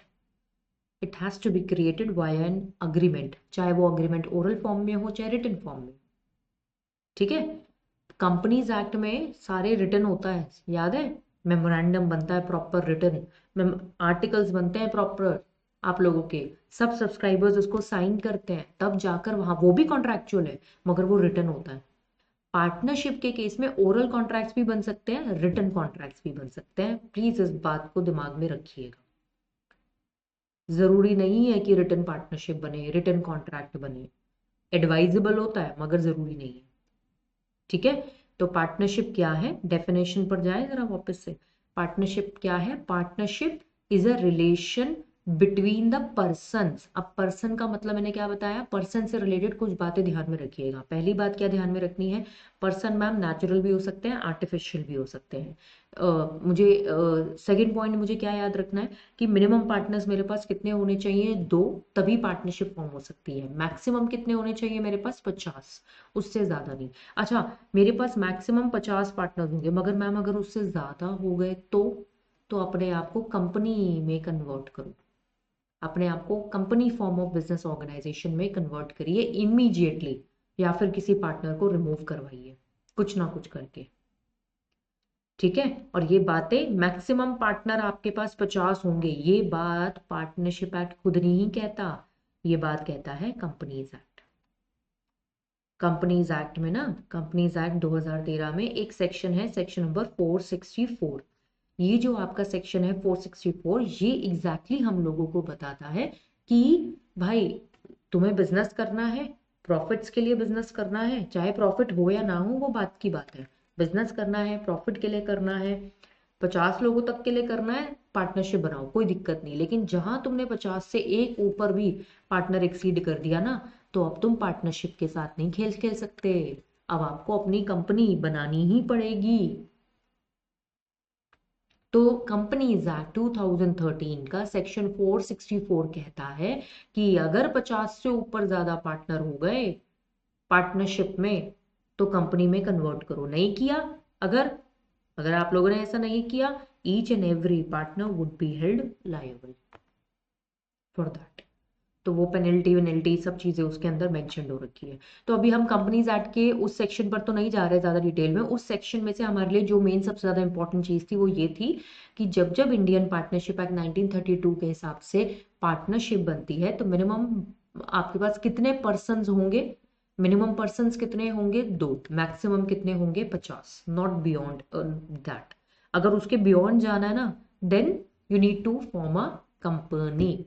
It is very very very very very important, right. अब आइए वापस से डेफिनेशन पे चलते हैं। क्या कहती है? Partnership is a relation between the person who have agreed. Agreed, agreed का मतलब क्या है? जब मैं बोल रही हूँ ना यहाँ पे अग्रीड आ गया, देखो मैंने क्या बोला, अग्रीड आ गया जी यहाँ पर। तो अग्रीड का मतलब क्या है? अग्रीड का मतलब ही ये है 1.2 पॉइंट, अब मैं यहाँ पे तीसरा पॉइंट। अग्रीड का भी मतलब यही है कि भाई ये जो अग्रीमेंट, अग्रीड का मतलब है कि कॉन्ट्रैक्ट बनेगा, ये रिलेशनशिप ऑटोमेटिकली नहीं बनता, ऑटोमेटिकली नहीं बनेगा। यहाँ पे बकायदा पार्टनर्स के बीच में जो रिलेशनशिप बनेगा that will be contractual voluntary relationship. It is not formed out of status, it is formed out of a contract. Definition पे जाते हैं वापस। Partnership is the relation between the person who have agreed, किस चीज के लिए agree किया है? To share the profits. अब देखो यहाँ पर ये एक बड़ा ही इंपॉर्टेंट कॉन्सेप्ट आया है मेरे सामने। फोर्थ पॉइंट है क्या? पार्टनरशिप जब भी की जाएगी ना, उसमें एक कॉन्सेप्ट आता है कि पार्टनरशिप जब भी बनाई जाएगी ना, उसका मोटिव क्या होगा? Sharing of profits. मैम मतलब मैंने क्या बोला? मोटिव। मोटिव क्या होगा? Sharing of profits. देखो सिंपल सी बात है, आप पार्टनरशिप जो है ना, जैसे कंपनीज एक्ट 2013 की मैं बात करती हूँ, या उससे पहले भी जो कंपनीज एक्ट था, कंपनी जो है ना वो नॉन प्रॉफिट ऑर्गेनाइजेशंस के फॉर्म में भी बनाई जाती है। मतलब आप चैरिटी करने के लिए भी अपनी कंपनी बना सकते हो, पैसा कमाने के लिए भी अपनी कंपनी फॉर्म कर सकते हो, which ever way you want. लेकिन पार्टनरशिप जो है ना वो कभी भी चैरिटेबल पर्पस के लिए नहीं बनाई जाती। पार्टनरशिप को फॉर्म करने का मोटिव ही क्या होता है? Sharing of profits. मतलब अगर आप कोई बिजनेस देखें जिसमें उनका मोटिव जो है वो क्या है? क्या? प्रॉफिट कमाना। तो वो कहीं ना कहीं आपकी पार्टनरशिप हो सकती है, जरूरी नहीं है भाई, कंपनी भी हो सकती है फॉर श्योर। मगर मैं क्या कहना चाह रही हूँ कि company form of business organization में आप अपनी एनपीओ भी बना सकते हो। आपने अपनी एक कंपनी बनाई जो चैरिटेबल बिजनेस कर रही है, ठीक है, आप उसे फॉर्म कर सकते हैं कंपनीज एक्ट में as per section number 8 of the companies act. लेकिन पार्टनरशिप जो होती है ना, उसको बनाने का जो मोटिव होता है वो सिर्फ और सिर्फ क्या होता है? Sharing of profits. पार्टनरशिप को बनाने का जो मेरा मोटिव है, वो मोटिव क्या है? That is only and only sharing of profits. इस चीज को दिमाग में रखिएगा। अब आती है बात, मैम कि क्या गारंटी है कि प्रॉफिट ही होगा? अरे भाई गारंटी नहीं है, होने को लॉसेस भी हो सकते हैं, प्रॉफिट्स भी हो सकते हैं, लॉसेस भी हो सकते हैं। ये जो आपका पॉइंट है, ये जो आपकी लाइन है, वो हमें बस ये बताना चाह रही है कि पार्टनरशिप कभी भी चैरिटी करने के पर्पज से नहीं बनाई जाती। Partnership is always been formed with the motive of sharing the profits. Motive यही होगा। चैरिटी करने का मोटिव लेकर आप अपनी पार्टनरशिप नहीं बना पाओगे। समझ रहे हैं? अब नेक्स्ट आता है फिफ्थ पॉइंट कि मैम ये जो आप पार्टनरशिप बना रहे हैं, ये पार्टनरशिप क्या करने के लिए? Sharing the profits of the business. Business का मतलब क्या होता है? किसी भी तरीके का ट्रेड, ऑक्यूपेशन, ट्रेड ऑक्यूपेशन या फिर प्रोफेशन। स्पेलिंग गलत हो गई ना, ट्रेड ऑक्यूपेशन या प्रोफेशन। हाँ, मुझसे गलतियां हो रही है बहुत, ये अच्छी बात नहीं है। मैं दिखाऊं आपको, ये देखो इसका ना, ये देखिए यहाँ लिखा है profession. Business includes every trade occupation and profession. Section number 2 के अंदर ये बात ऑटोमेटिकली अपने आप ही दी गई है। मतलब बिजनेस करने का मतलब ट्रेडिंग भी हो सकता है, बिजनेस में आप ट्रेडिंग भी कर सकते हो। मतलब ट्रेडिंग मतलब गुड्स की सेल परचेज करना, है ना, वो वही हो जाता है आप लोगों का। एज एन ऑक्यूपेशन भी आप उसको कर सकते हो, एज अ प्रोफेशन भी। मतलब जैसे जो मान लो दो चार्टर्ड अकाउंटेंट्स ने मिलकर अपनी पार्टनरशिप बनाई, दो कॉस्ट अकाउंटेंट ने मिलकर अपनी पार्टनरशिप फॉर्म करी है, दो एडवोकेट्स ने मिलकर अपनी फॉर्म खोल ली। समझ रहे हो? मैं फॉर्म वर्ड यूज कर रही हूँ, पार्टनरशिप फॉर्म। फॉर्म क्या होता है अभी हम पढ़ेंगे। तो पार्टनरशिप को करने का मकसद क्या होता है कि भाई बिजनेस करेंगे, और उस बिजनेस को करने का मोटिव क्या होगा? Sharing of profits. चैरिटी करने के लिए कभी भी पार्टनरशिप फॉर्म नहीं करी जाती। यही वजह है कि कंपनीज एक्ट में सेक्शन नंबर 8 जो है ना, वहां पर भी ये बात लिखी हुई है कि सेक्शन 8 कंपनी है ना, वो कभी भी पार्टनरशिप में कन्वर्ट नहीं हो सकती। जिसने कंपनीज एक्ट पढ़ा है इट्स गुड, जिसने नहीं पढ़ा है अभी कोई बात नहीं, लेट इट बी। अभी जितना हम कर रहे हैं उस पर फोकस करते हैं। वापस से डेफिनेशन पर आइए। सेक्शन 4 के हिसाब से partnership is the relation between the persons who have agreed to share the profits of a business. Business मतलब occupation, profession, trade, trade occupation profession. ठीक है? पार्टनरशिप दोबारा पढ़िए, partnership is the relation between the persons who have agreed to share the profits of the business। कौन सा business? वो business which is carried on by all or any of them acting for all। ये जो आपको line दिख रही है ना यहाँ से, carried से लेके all तक, ये सबसे ज्यादा इंपॉर्टेंट लाइन है इस पूरी डेफिनेशन में। इस पूरी लाइन को मैं शॉर्ट में बोलूँ ना, तो ये क्या है? हमारी mutual agency. Mutual agency law कहता है, क्या कहता है? Business which is carried on by all or any of them acting for all. Partnership जो बनाई जाती है वो एक ऐसा रिश्ता है, it is between the persons who have agreed to share the profits of a business. कौन सा बिजनेस? जो या तो सारे मिलकर चला रहे हैं या फिर सबके बिहाफ पे कोई एक चला रहा है। कैसा बिजनेस? एक ऐसा बिजनेस जो कि सारे मिलके चला रहे हैं, या फिर उस एक पार्टनर ही उस बिजनेस को चला रहा है मगर वो सबके बिहाफ पे चला रहा है। मतलब क्या? कि वहां पर है म्यूचुअल एजेंसी। तो section 4 is partnership is the relation between the persons who have agreed to share the profits of the business carried on by all or any of them acting for all. ठीक है? अब देखो, मैं अभी ये detailing में और जाऊंगी, पहले हम चलते हैं, जो मैंने स्लाइड्स बनाई हैं वो भी यूज कर लें। इसका सबसे इंपॉर्टेंट कॉन्सेप्ट है यहाँ पे म्यूचुअल एजेंसी। म्यूचुअल एजेंसी मतलब, म्यूचुअल एजेंसी का मतलब होता है कि जब एक पार्टनर जो है दूसरे पार्टनर के कर्मों की रिस्पॉन्सिबिलिटी लेने के लिए तैयार हो जाए, तो मान लेना कि उन दोनों के बीच में क्या चल रही है? पार्टनरशिप। हम मान क्यों रहे हैं मैम? इसलिए क्योंकि पार्टनरशिप में जरूरी नहीं है हर बारी रिटन कॉन्ट्रैक्ट बनेगा, ओरल भी बनते हैं। तो let's one step at a time लेके चलते हैं। अब देखो, ये देखो एसेंशियल्स ऑफ पार्टनरशिप्स मैंने लिखे हुए हैं यहाँ पे। तो एसेंशियल्स में सबसे पहला ये पॉइंट टिक टिक हमने जो पढ़ लिया कि जो पार्टनरशिप आपकी फॉर्म होती है that is been formed out of an agreement. मतलब प्रॉपर एक ऑफर होगा, फिर एक्सेप्टेंस होगा, ऑफर एक्सेप्टेंस होगा, फिर प्रॉमिस होगा, कंसिडरेशन होगा। ठीक है? प्रॉमिस प्लस कंसिडरेशन एक अग्रीमेंट बना। अगर लीगल इंटेंशंस हैं टू फॉर्म अ, अगर to have a legal relationship, अगर there is an intention between the persons to form a legal relationship, then automatically it is a contract. So partnership is never formed out of a relation or a status कि भाई तुम तो family में पैदा हुए हो तो automatically partner बन गए, ऐसे नहीं होता। वो HUF में होता है, वो आप लोगों के किस में होता है, वो होता है हम लोगों का फैमिली बिजनेस में, यहाँ पे नहीं होगी वो चीजें। So agreement could be contractual, should be, यहाँ पे लिखा है agreement should be contractual and voluntary, मर्जी से बनाएंगे, दो लोग मिलकर कॉन्ट्रैक्ट को फॉर्म करेंगे। अग्रीमेंट पता है ना सबको क्या होता है, हम लोगों ने इंडियन कॉन्ट्रैक्ट एक्ट में प्रॉपर पढ़ा है। मानो मुझे दलप्रीत ने ऑफर दिया कि नीति मैम आप मेरे साथ मिलकर कोचिंग इंस्टीट्यूट का बिजनेस करोगे। अब मैं दलप्रीत के इस ऑफर को एक्सेप्ट भी कर सकती हूँ, रिजेक्ट भी कर सकती हूँ। अगर मैंने दलप्रीत के ऑफर को एक्सेप्ट कर लिया, मैंने क्या दे दी अपनी एक्सेप्टेंस, तो हम दोनों के बीच में प्रॉमिस बन गया। क्या प्रॉमिस, कि मैं इसकी पार्टनर, वो मेरी पार्टनर, और बदले में क्या मिलेगा। डिसाइड ये हुआ कि चलो नीति मैम आप बड़े हो तो आप 55% का प्रॉफिट ले लेना, क्योंकि आपके पास इस इंडस्ट्री की समझ है, आपके पास जो है नॉलेज है, एक्सपीरियंस है, तो आप मदद कर पाओगे। तो नीति मैम आप 55% का प्रॉफिट ले लेना, 45% का प्रॉफिट जो है हमारी दिलप्रीत लेगी। मान लेते हैं ना, दिलप्रीत कहेगी मैम ऐसे कैसे, ऐसे कैसे दे दूं मैं आपको प्रॉफिट। एग्जाम्पल है जस्ट। तो प्रॉमिस क्या किया, मैंने प्रॉमिस किया दिलप्रीत को कि we will work as a partner, she also promised me that we will work as a partner, we will form a partnership. तो बदले में हम यानी कि एक दूसरे को दे रहे हैं प्रॉफिट्स या कंसिडरेशन या पार्टनरशिप। तो हम दोनों के बीच में क्या बन गया है, ये agreement.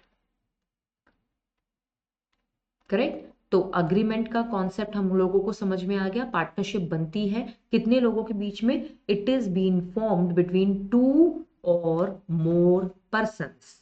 Partnership is been formed between two or more persons.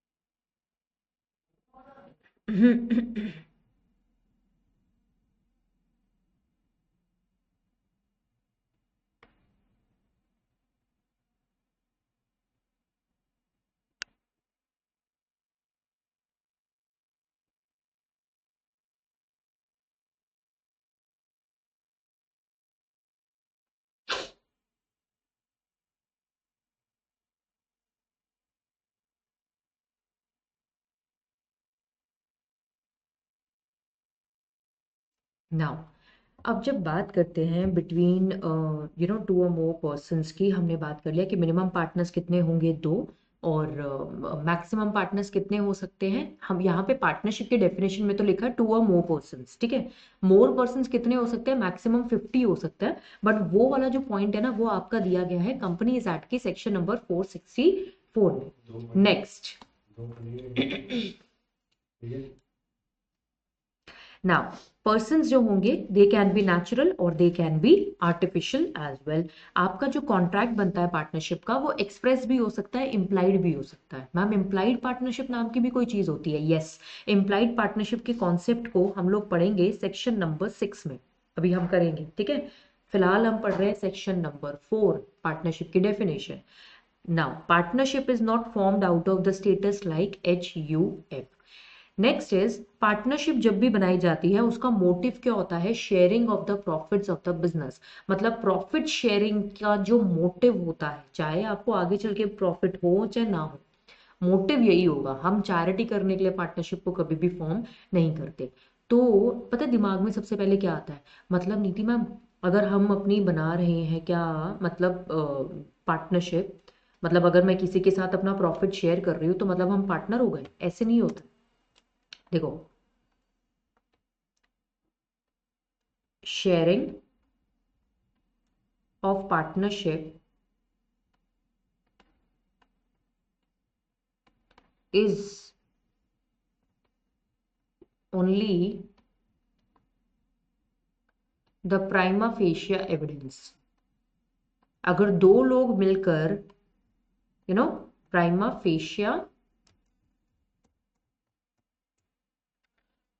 Fascia evidence, अगर दो लोग मिलकर प्रॉफिट्स शेयर कर रहे हैं ना, तो सबसे पहले आपके दिमाग में क्या आएगा, अच्छा ये दोनों प्रॉफिट्स शेयर कर रहे हैं, पार्टनर्स होंगे मतलब। तो दो लोग मिलकर अगर प्रॉफिट्स शेयर कर रहे हैं, इसका हमेशा मतलब ये नहीं होगा कि वो पार्टनर्स हैं। आप लोग खुद सोचिए, मान लीजिए कि मैं, आई एम अ सोल प्रोप्राइटर, मैं हूँ एक सोल प्रोप्राइटर, ठीक है नीति, और मैं अपना कोई भी बिजनेस कर रही थी, मान लो मेरा क्लोथ्स का बिजनेस था, ठीक है, और उस क्लोथ्स के बिजनेस से मुझे प्रॉफिट्स हुए। उस प्रॉफिट से मैंने क्या किया, अपने एम्प्लॉई को सैलरी दी, अपने एम्प्लॉई को मैंने सैलरी दी, ठीक है, जिससे मैंने रॉ मटेरियल खरीदा था ना, हमारा क्रेडिटर, मैंने अपने क्रेडिटर जो है उसकी भी पेमेंट करी, इसी प्रॉफिट्स में से मैंने इनकी पेमेंट भी कर दी, ठीक है। मान लो मैंने बैंक से लोन लिया था, मैंने बैंक से लोन लिया था, तो उस बैंक की जो इंस्टॉलमेंट है मैंने वो भी पे करी, कहाँ से पे करी, इसी प्रॉफिट्स में से।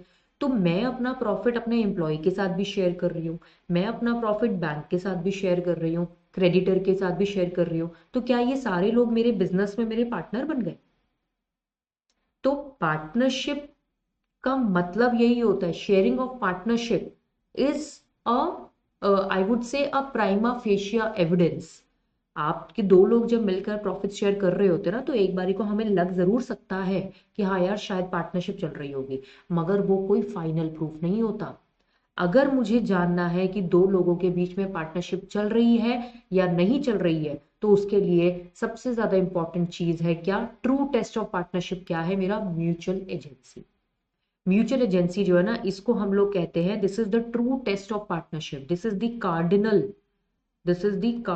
Principal of partnership, this is the cardinal principle of partnership, इसको हम कहते हैं, it is the basic test of partnership, basic test, fundamental test भी कहते हैं हम इसको। This is the actual test of partnership, मतलब दो लोगों के बीच में पार्टनरशिप चल रही है या नहीं चल रही है ना, इसका आप ऐसे पता लगाओ कि क्या उन दोनों को लोगों के बीच में म्यूचुअल एजेंसी है।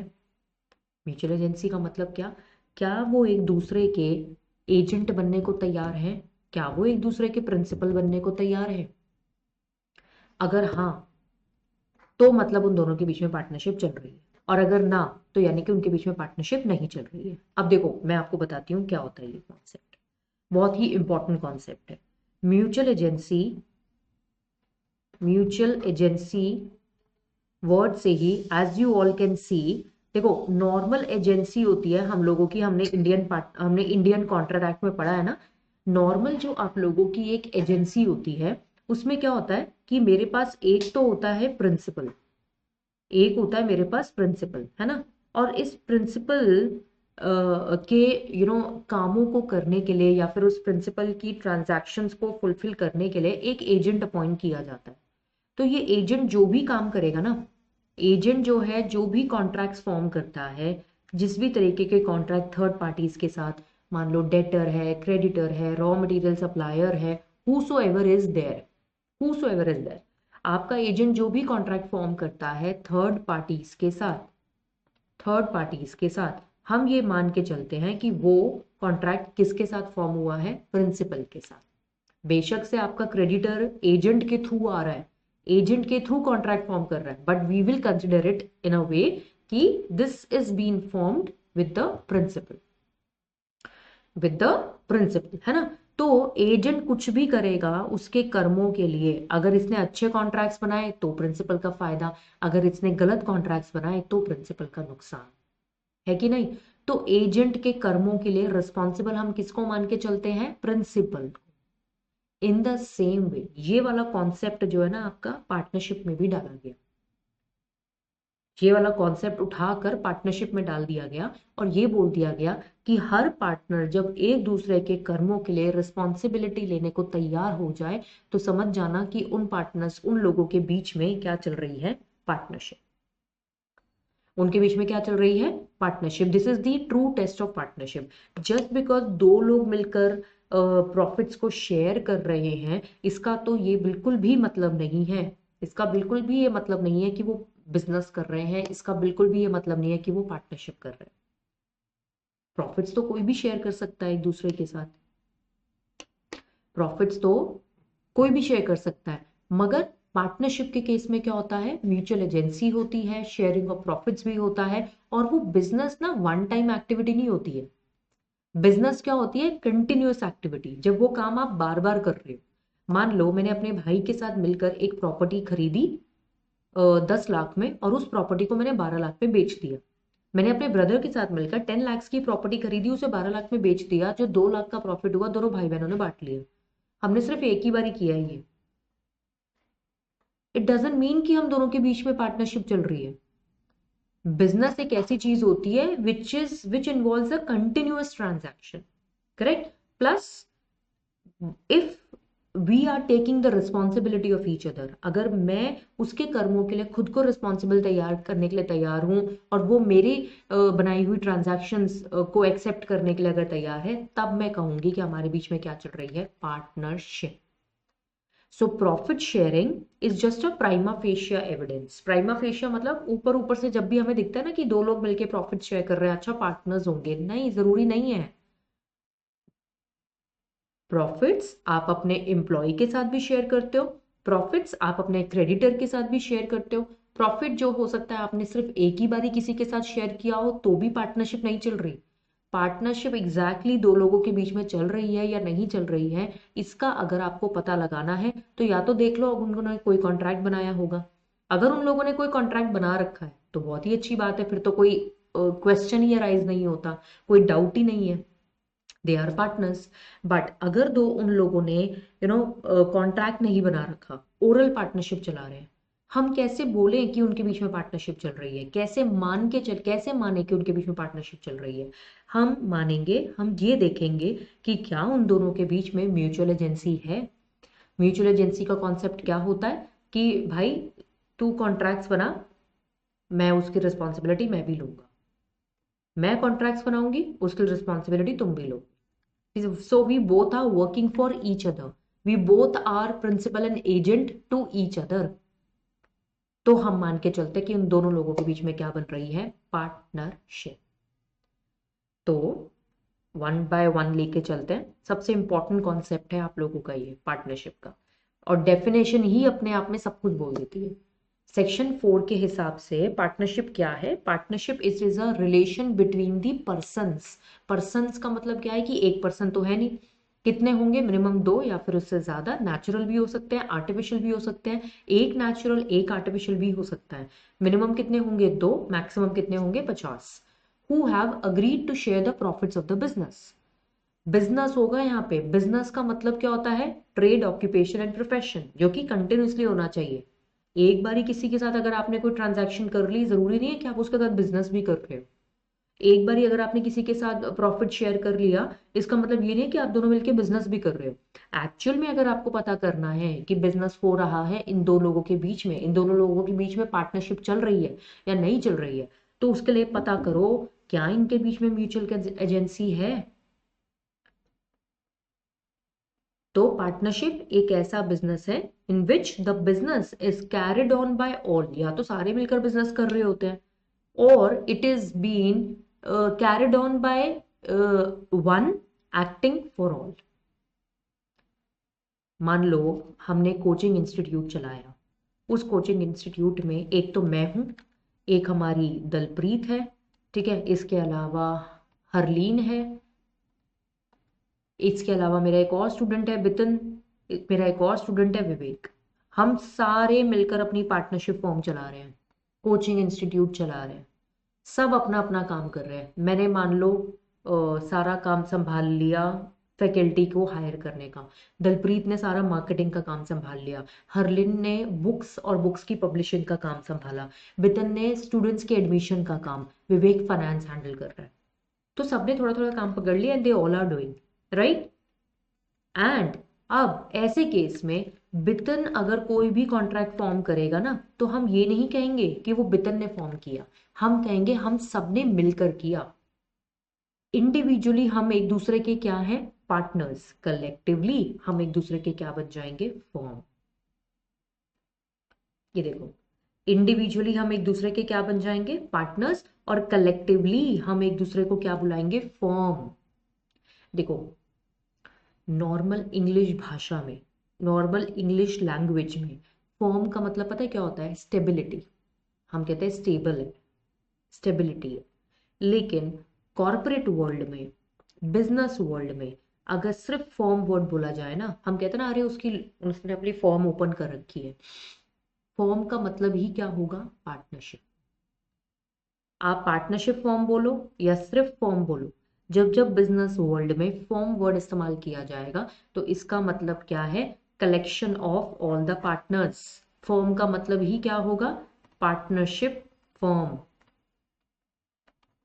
चाहे से वो पार्टनरशिप ओरल बनाई जाए, चाहे से वो रिटर्न हो, अग्रीमेंट से बननी चाहिए, प्रॉपर कॉन्ट्रैक्चुअल, वॉलंटरी, मर्जी से सब पार्टनर्स एक दूसरे के साथ जुड़े हो। कोई जोर जबरदस्ती नहीं, कोई फैमिली का प्रेशर नहीं कि नहीं नहीं फैमिली में पैदा हुए हो तो बिजनेस तो संभालना ही पड़ेगा, फैमिली में आए हो तो होगा ही होगा। यहाँ पे आप अपनी मर्जी से ज्वाइन करेंगे। So let's just connect it in this way. वापस से जाती हूँ मैं। इंडियन पार्टनरशिप एक्ट 1932 चैप्टर मैंने शुरू किया है। This chapter came into force on 1st of October 1932, but this chapter was earlier a part of the Indian Contract Act 1872. That is why under section number 3 of the Partnership Act, it has been written that whenever we are, doing partnership transactions, apart from the IPA, ICA will also apply. And in case there is a contradiction between both the laws, then in that case, the provisions of the IPA would be given importance over the ICA. ठीक है? Now, this IPA this Indian Partnership Act 1932, it is applicable all over the India. There are total 74 sections which we have to read. Now, partnership act में और क्या सीखा हमने? Section 4 पर आ गए। Section 4 जो है हम लोगों का, देखो सेक्शन 4 जो है वो क्या कहता है? Partnership is a relation between the persons who have agreed to share the profits of the business carried on by all. मतलब वो बिजनेस जो है या तो सारे मिलकर कर रहे हैं या फिर उन सारों के अलावा कोई एक भी हो सकता है। देखो ऐसा भी पॉसिबिलिटी है, ऐसा भी हो सकता है कि बितन जो है ना वो हमें बोले कि मतलब बितन ने कुछ नहीं बोला, मान लो मैंने और दलप्रीत ने क्या डिसाइड किया कि हम अपना अपना जो दलप्रीत जॉब कर रही है, मैं भी अपना जॉब कर रही हूँ, तो मैंने क्या बोला कि मैं पार्टनरशिप में पैसा लगाऊंगी, मगर मैं ना रोज रोज बिजनेस चलाने के लिए आ नहीं सकती, मैनेजमेंट ना बितन तुम ही देखना। तो बेशक से सारी मैनेजमेंट हरलीन, बितन और विवेक देख रहे हैं, मैं और दलप्रीत आते नहीं है, मगर फिर भी हम पांचों पार्टनर्स हैं।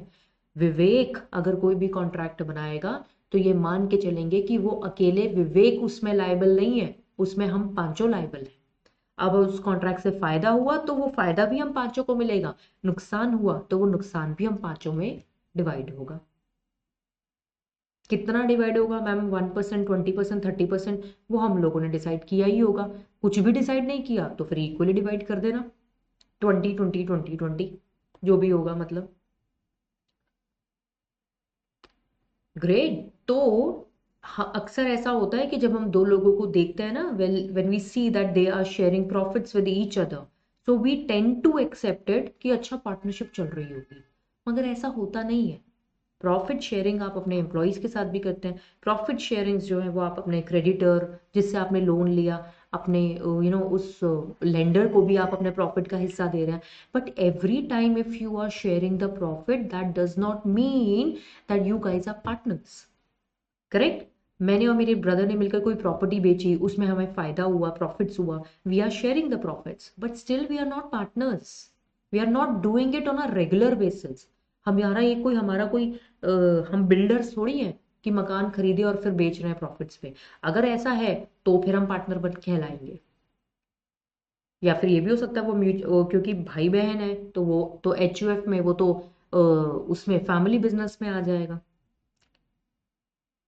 फैमिली बिजनेस में भी बिजनेस तो हो ही रहा है ना, मगर वहां पर हम बाय डिफॉल्ट एक दूसरे के साथ जो है बिजनेस कर रहे हैं, ऑटोमेटिकली हम एक उस बिजनेस का हिस्सा बन गए। फैमिली बिजनेस में सारे फैमिली लोग हैं, फैमिली के लोग मिलकर ही बिजनेस कर रहे हैं। पार्टनरशिप में तो सब अलग अलग फैमिली के लोग आ रहे हैं, कोई किसी फैमिली का है, कोई किसी फैमिली का है, कोई किसी रिलीजन का है, कोई किसी रिलीजन का है, कोई किसी बैकग्राउंड का है, हो सकता है कोई साइंस बैकग्राउंड का है, हो सकता है कोई इंजीनियरिंग बैकग्राउंड का है, हो सकता है कोई कॉमर्स बैकग्राउंड का है। 4 डॉक्टर्स मिलकर बिजनेस कर रहे हैं, वो भी कर सकते हैं, अपनी पार्टनरशिप फॉर्म को चला सकते हैं, definitely. So the point is that there has to be a business. Profit हो या ना हो वो बात की बात है, मोटिव ये होना चाहिए to share the profits of the business. इससे एक लाइन ये समझ में आती है कि चैरिटी करने के लिए कभी भी पार्टनरशिप फॉर्म नहीं होती। चैरिटी करने के लिए पार्टनरशिप फॉर्म नहीं हो सकती। अगर आपको चैरिटी ही करने का मन कर रहा है तो जाइए, जाकर कंपनी बना लीजिए, ठीक है। आप क्लब्स या एसोसिएशन कोई अपनी बना सकते हैं, चैरिटेबल ऑर्गेनाइजेशंस बनाइए, बट पार्टनरशिप के फॉर्म में आप अपना चैरिटेबल बिजनेस कभी भी कंडक्ट नहीं कर सकते। So partnership is a relationship between the persons who have agreed to share the profits of the business. अब वो जो बिजनेस है ना, वो चाहे आप सारे मिलकर करो, चाहे कोई एक अकेला करे, doesn't matter. Each and every partner is responsible for the acts of the other partner. अब मैंने अगर कोई भी कॉन्ट्रैक्ट बनाया, अगर उससे फायदा हुआ तो भी पांचों में बटेगा, उससे नुकसान हुआ तो भी पांचों को ही लायबल ठहराया जाएगा। तभी कहते हैं that partnership is a relationship of trust, it is a fiduciary relationship, it is a fiduciary relationship. ये आप ऐसे ही किसी राह चलते इंसान के साथ नहीं बना सकते, ये आप उसी इंसान के साथ आप पार्टनरशिप करेंगे जिसके साथ, जिसके ऊपर आपको ट्रस्ट होगा, जिसकी कैपेबिलिटीज के ऊपर आपको ट्रस्ट होगा। अब बाकी तो थोड़ा बहुत तो एक हम कहते हैं ना कि एक कंटीजेंसी तो हमेशा रहती ही है। हो सकता है आपको जो पार्टनर मिले वो शुरू में बहुत अच्छा हो, बाद में अच्छा परफॉर्म ना करे, तो आप अगर चाहें तो उसके साथ पार्टनरशिप टाइमली एंड भी कर सकते हैं।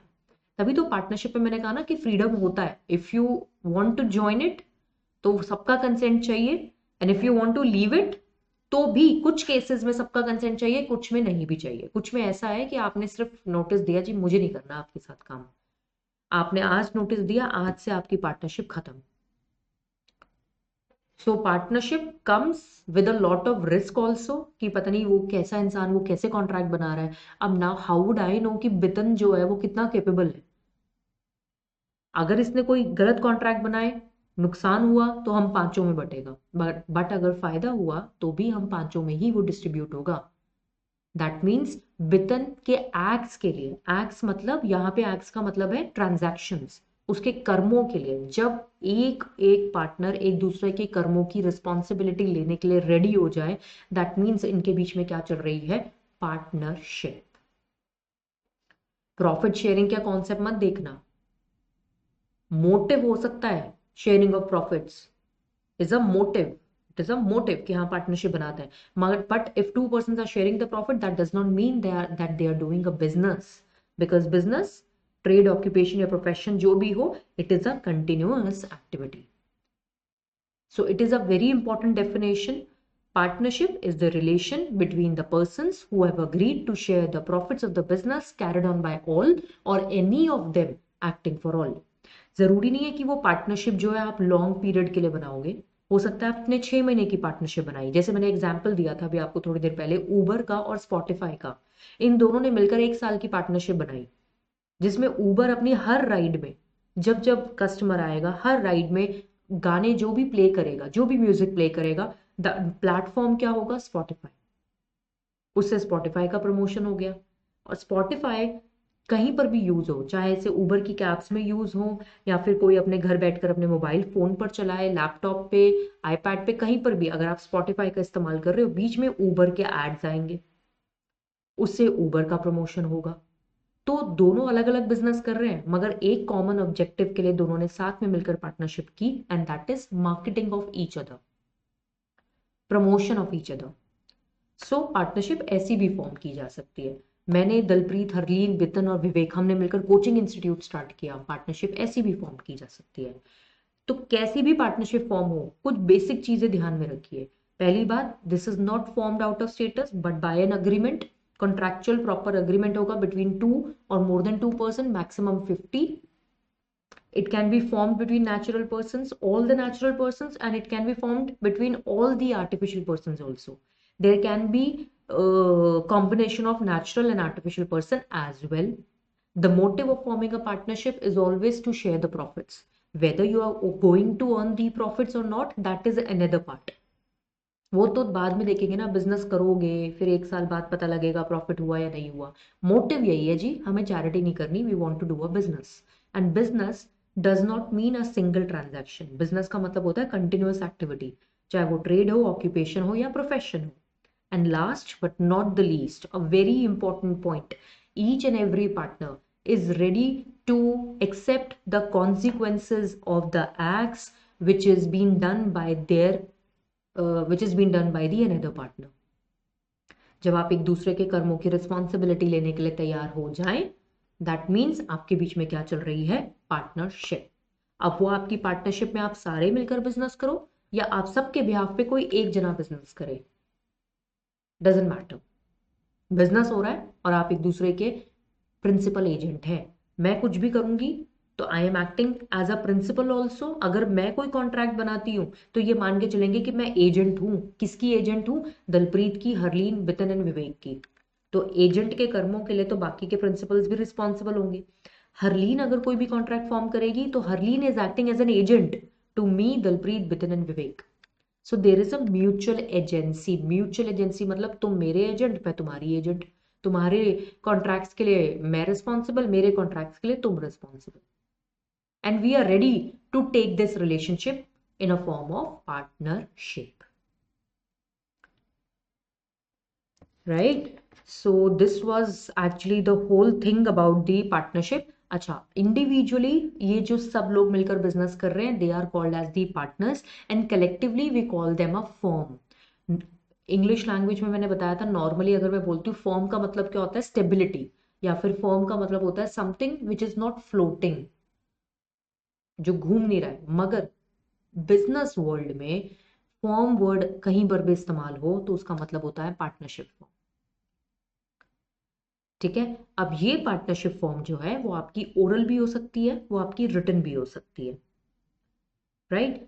ओरल पार्टनरशिप भी एक्सेप्टेबल है, मगर अगेन प्रूफ्स, एविडेंसेस, और बेटर रहता है एक दूसरे की सेफ्टी के लिए कि हम रिटर्न में अपनी पार्टनरशिप बना लें।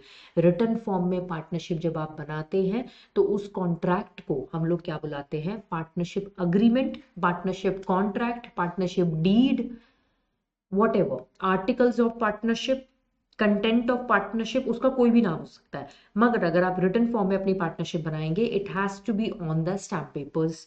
अब मैम स्टैम्प पेपर कितने का होगा? स्टैम्प पेपर मैम 100 रुपए का होगा, 50 का होगा या 500 का होगा? वो डिपेंड करता है कि आप कौन सी स्टेट में पार्टनरशिप बना रहे हो। सुनो, देखो, इंडियन पार्टनरशिप एक्ट तो सब जगह अप्लाई हो रहा है।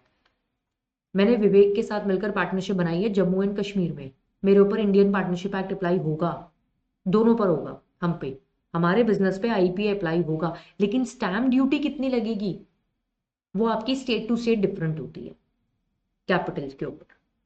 तो उसकी हम डिटेलिंग में नहीं जाएंगे because that is not a part of our syllabus. This is just an extra ज्ञान, ताकि आपको पता रहे कि पार्टनरशिप अगर रिटर्न फॉर्म में होगी तो ऐसे नहीं कि किसी भी पीस ऑफ पेपर पे आपने लिख दिया। इससे अच्छा तो ओरल पार्टनरशिप ही बना लो। लेकिन ओरल पार्टनरशिप में अगेन कोई प्रूफ्स नहीं, कोई एविडेंसेस नहीं, कोई भी पार्टनर कभी भी मुकर सकता है कि नहीं मैंने तो ऐसा नहीं कहा था। तो बेटर ये रहता है to have everything in writing and officially legally. जिस पेपर को हम यूज करते हैं that is been called as the stamp paper. So we use the stamp paper as per the state of the country. Country के में कौन सी state में आप पार्टनरशिप, बैंगलोर में बना रही हूँ मैं अपनी पार्टनरशिप, तो बैंगलोर में जो स्टैम्प एक्ट अप्लाई होता है उसके हिसाब से स्टैम्प पेपर खरीदो, सारे पार्टनर्स के नाम आ जाएंगे। आपकी पार्टनरशिप कॉन्ट्रैक्ट में क्या होगा, खुद सोचो क्या होगा। देखो, मैं हूं, दलप्रीत है, विवेक है, बितिन है, हरलीन है ना? तो मैम डेफिनेटली आप, अगर हम पांचों मिलकर पार्टनरशिप बना रहे हैं तो हम पांचों का नाम होगा, हम पांचों का प्रॉपर प्रोफेशन लिखा होगा, हमारे एड्रेसेस होंगे, हम लोग पार्टनर्स हैं तो हमारा प्रॉफिट शेयरिंग रेशियो कितना होना चाहिए, हम पहले आपस में मिलकर टर्म्स एंड कंडीशंस डिसाइड करेंगे। अगर लॉस हुआ तो वो कितना होना चाहिए, कैपिटल कौन कितनी कंट्रीब्यूट करेगा, क्या कैपिटल के ऊपर इंटरेस्ट मिलेगा, क्या किसी भाई पार्टनर्स एक दूसरे के साथ प्रॉफिट्स तो शेयर करेंगे ही, मगर क्या उन्हें रेम्युनरेशन भी मिलना चाहिए? मानो बितन हमें कह रहा है मैम सारा काम तो मैं ही हैंडल करता हूँ, मुझे तो ना आप 10% सैलरी भी दिया करो। मैंने कहा नहीं, ऐसा कोई कंपलसरी रिक्वायरमेंट नहीं होता है। कंपलसरी नहीं है सैलरी बांटना एक दूसरे को, पार्टनर्स को। हम कोई एम्प्लॉय रखेंगे वो अलग बात है, मैं भी सिर्फ पार्टनर्स की बात कर रही हूँ। तो हम पार्टनर्स के बीच का रिलेशनशिप कैसा होगा, हमारे एक दूसरे के राइट्स क्या होंगे, एक दूसरे के टूवर्ड्स हमारी ड्यूटीज क्या होंगी, फॉर्म के टूवर्ड्स हमारी ड्यूटीज क्या होंगी, वो सब कुछ। कल को हमारे बीच में लड़ाई हो गई, डिस्प्यूट हुआ, तो हम कौन से कोर्ट में जा सकते हैं? अरे भाई, मान लो मैंने अपनी पार्टनरशिप बनाई है इलाहाबाद में, तो डेफिनेटली मैं इलाहाबाद के कोर्ट तक ही अपने डिस्प्यूट को ले जा सकती हूँ। कल को मान लो मैं दिल्ली शिफ्ट हो गई, तो मैं ये नहीं कहूंगी कि अच्छा दिल्ली के हाई कोर्ट में लड़ते हैं। मैम, फॉर्म कहाँ बनी थी? इलाहाबाद में। कॉन्ट्रैक्ट में क्या लिखा है? At the time of the dispute हम इलाहाबाद ही जाएंगे। तो बहुत सारी चीजें आपकी पार्टनरशिप फॉर्म के इस डीड में, कॉन्ट्रैक्ट में, अग्रीमेंट में, कुछ भी बोल सकते हो आप, लिखी होती है। और जब सब कुछ रिटर्न में आ जाता है ना, जब सब कुछ लिखत में आ जाता है, तो कोई भी इंसान मुकर नहीं सकता। बिकॉज ह्यूमन मेमोरी, डेफिनेटली आप भूलने के चांसेस सबके पास होते हैं। कोई जानकर भूल जाता है, कोई अनजाने में भूल जाता है। सो सेफ रहता है, बिकॉज इट इज, ये तो वैसी ट्रस्ट का रिलेशनशिप है।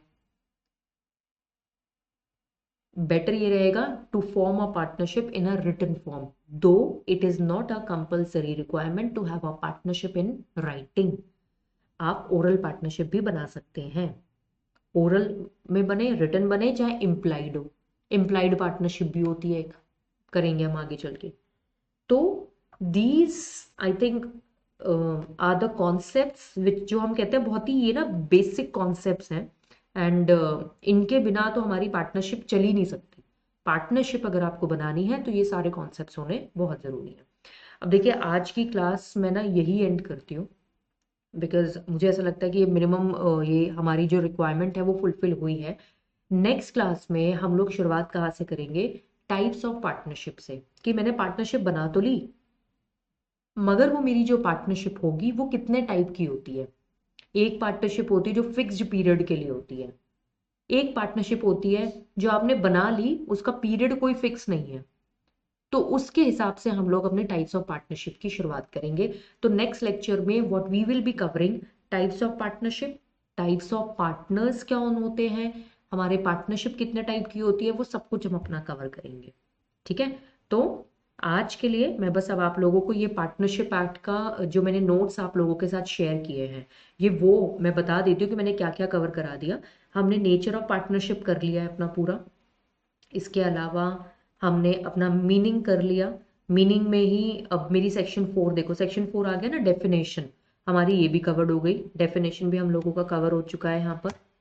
अब देखिए, next, essential elements of partnership, very very very very very important.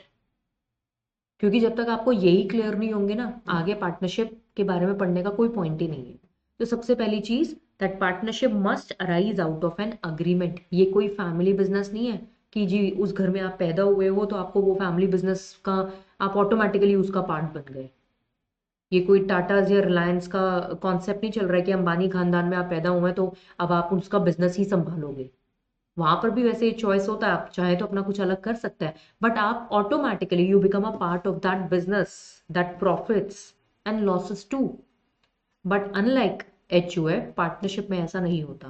Partnership जो है फिड्यूशरी रिलेशनशिप है, अग्रीमेंट से बनता है, कॉन्ट्रैक्चुअल है प्रॉपर। एक पार्टी दूसरी पार्टी को ऑफर देती है, फिर एक्सेप्टेंस होता है, प्रॉमिस, कंसिडरेशन, तब जाकर इनके बीच में पार्टनरशिप बनती है। ये जो अग्रीमेंट होता है ये ओरल भी हो सकता है, ये रिटन भी हो सकता है, मतलब एक्सप्रेस हो सकता है। और इसके अलावा ये आपका इम्प्लाइड भी हो सकता है। इम्प्लाइड पार्टनरशिप हम डिटेल में बाद में भी करेंगे। अच्छा, next ma'am, sharing of profits. Sharing of profits is one of the essential element of partnership. क्यों? क्योंकि ये हमें ये बताता है कि चैरिटी करने के पर्पज से कभी भी पार्टनरशिप नहीं बनाई जाती। But sharing of profits is not the, you know, cardinal rule of partnership. Just because दो लोग मिलकर प्रॉफिट्स शेयर कर रहे हैं, that does not mean कि उसके बीच में पार्टनरशिप चल रही है। It does not mean like that. आपको एग्जैक्टली अगर पता लगाना है, मैम हम उनका अग्रीमेंट ही देख लेंगे ना, पता लग जाएगा। मगर तब क्या करोगे अगर उनके बीच में कोई अग्रीमेंट है ही नहीं, है भी तो ओरल है, हो सकता है कोई सच बोल रहा है, हो सकता है कोई झूठ बोल रहा है। How we are going to figure that out? The best way is to understand the concept of mutual agency. अगर वो सब लोग एक दूसरे के कर्मों के लिए एक दूसरे को खुद रिस्पॉन्सिबिलिटी उसकी लेने के लिए तैयार हैं, दैट मीन्स उनके बीच में क्या चल रही है? पार्टनरशिप। चाहे से वो सब मिलकर बिजनेस करें, चाहे सबके बिहाफ पे कोई एक जना बिजनेस करे। So there is a mutual agency. Business is carried on by all or any of them acting for all. This is actually the true test of partnership. ये मतलब ये वाला कॉन्सेप्ट तो फाउंडेशन के बच्चों के लिए तो बहुत ही ज्यादा इंपॉर्टेंट है, इसके ऊपर बहुत बारी क्वेश्चन पूछा जा चुका है। तो एक्सप्रेस अग्रीमेंट होगा, सेक्शन 4 से समझ में आ जाएगा। अगर एक्सप्रेस अग्रीमेंट नहीं है तो सेक्शन 6 हमें ये कहता है कि हम फिर बहुत सारी चीजों को देखेंगे, उसके बेसिस पे बताएंगे। अगर 4 लोग मिलकर वो चारों एक दूसरे की रिस्पॉन्सिबिलिटी ले रहे हैं, that means they are forming a partnership. अभी आप लोगों को एग्जाम्पल्स दे रखे हैं मैंने, केसेस थोड़ा सा समझाया हुआ है कि अगर ऐसा हुआ तो क्या होगा। देखो म्यूचुअल एजेंसी कैसे काम करती है कि अगर राम ने, हमारे पास 3 पार्टनर्स हैं, राम, श्याम और बलवान। अगर राम ने कोई रॉ मटेरियल खरीदा है फर्म के नाम से, राइट, तो उस रॉ मटेरियल की पेमेंट करने की जिम्मेदारी सिर्फ राम की नहीं है, श्याम और बलवान की भी है।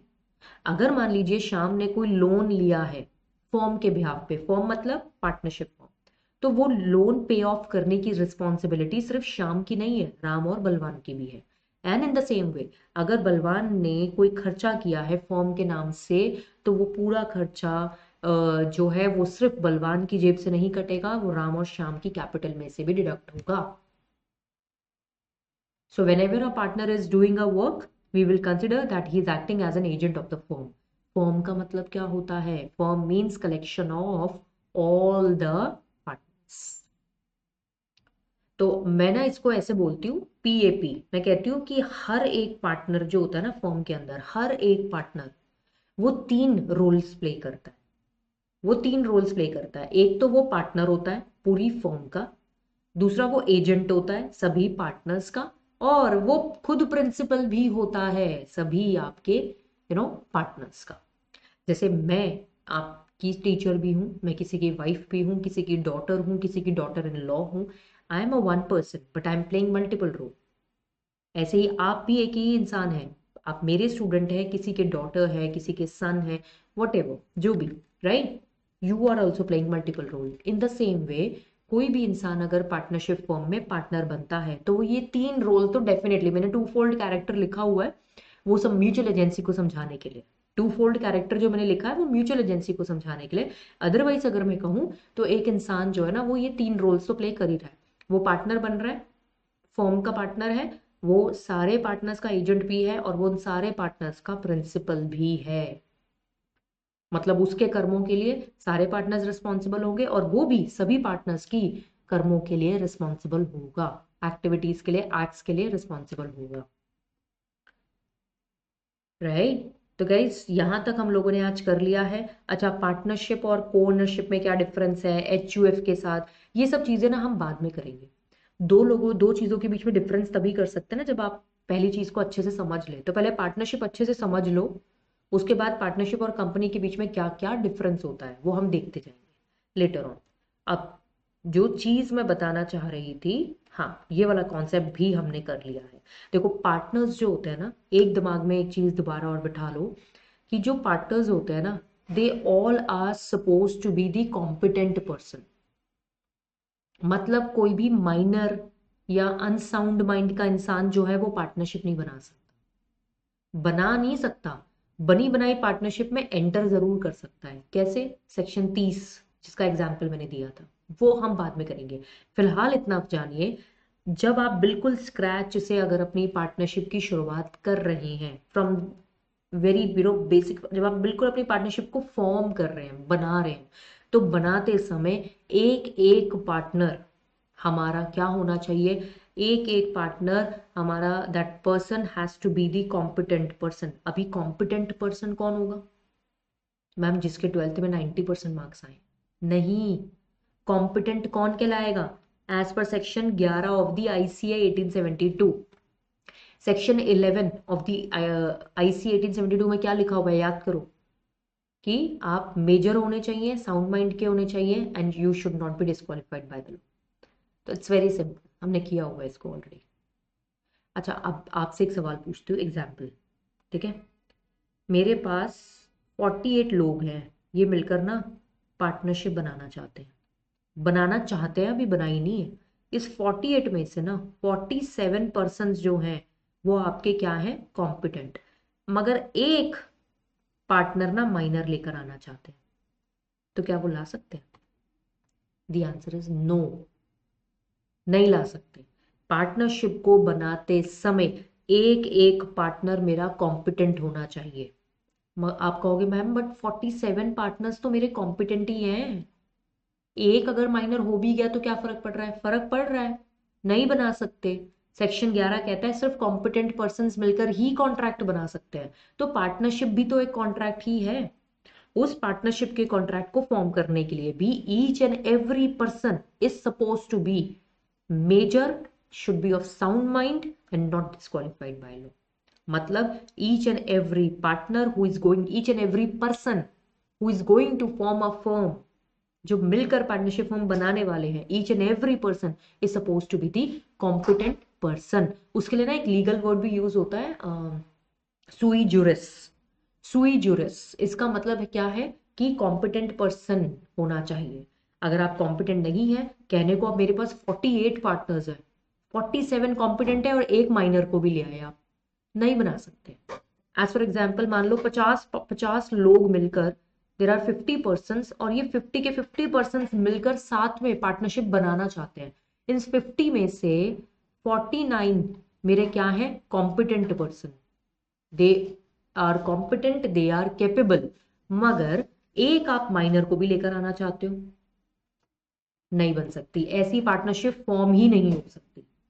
हाँ, एक बार अगर मेरी पार्टनरशिप बन जाए, प्रॉफिट्स आने लग जाए, उसके बाद हम अगर चाहें तो सेक्शन नंबर 30 का इस्तेमाल करके एक माइनर को एज अ पार्टनर फॉर्म कर सकते हैं। ठीक है। अच्छा, अभी मैंने आपको जो लास्ट एक टॉपिक करवाया वो क्या करवाया कि पार्टनरशिप जो है वो ओरल भी हो सकती है, रिटन भी हो सकती है, मगर फ्यूचर डिस्प्यूट्स को अवॉइड करने के लिए it is always preferable, it is always advisable to have it in writing. तो आपकी ये पार्टनरशिप कॉन्ट्रैक्ट को मैं पार्टनरशिप डीड भी कहती हूँ, articles of partnership, constitution of partnership, partnership agreement, whatever you want to call it, मगर ये बनती स्टैम्प पेपर पे है। कौन मैम कितना स्टैम्प अमाउंट पे होगा? As per the Indian stamp act 1889, वो आपका स्टेट टू स्टेट डिफरेंट भी हो सकता है। मैम इसमें हम लिखेंगे क्या? सब कुछ, आपकी फर्म का नाम क्या रख रहे हो, आपकी फर्म का बिजनेस क्या होगा, आपकी फर्म में कितने पार्टनर्स हैं, उनके एड्रेसेस, उनका काम क्या होगा, कौन क्या हैंडल करेगा, कब आप ये पार्टनरशिप बनाओगे, क्या आपने ये पहले से डिसाइड कर लिया है कि 2 साल बाद खत्म करनी है, और अगर नहीं डिसाइड किया तो क्या डिसाइड किया है आपने, कितना कौन पार्टनर कैपिटल कंट्रीब्यूट करेगा, क्या पार्टनर्स को ड्रॉ करने का भी ऑप्शन अवेलेबल है, क्या उनको कैपिटल पे, लोन पे, इस पे इंटरेस्ट भी मिलेगा, उनका प्रॉफिट शेयरिंग रेशियो कितना होगा, लॉस शेयरिंग रेशियो कितना होगा, each and everything has to be mentioned, accounting period कितना होगा, all these things are required to be mentioned in the partnership deed, right. तो गाइज हमने इसी के साथ आज अपनी फर्स्ट और जो बेसिक क्लास है, जो सबसे ज्यादा इंपॉर्टेंट होती है, वो हमने आज अपनी पढ़ ली है, कंप्लीट कर ली है। Please do watch it. आपके पास जो ऑप्शंस, आपके जो राइट्स है ना, उसको यूज करो। 2 व्यूज आपके पास अवेलेबल हैं। पहले व्यू में नॉर्मल तरीके से, नॉर्मल स्पीड पे अपनी पार्टनरशिप का ये पूरा वीडियो देखो। दूसरा जो आपके पास व्यू अवेलेबल है उस पर 0.5 स्पीड इंक्रीज करो और फिर उसको देखो, रिविजन भी हो जाएगी। सो जो आपको बेनिफिट्स मिले हुए हैं, try to utilise them to the fullest. Thank you so much everyone, good bye.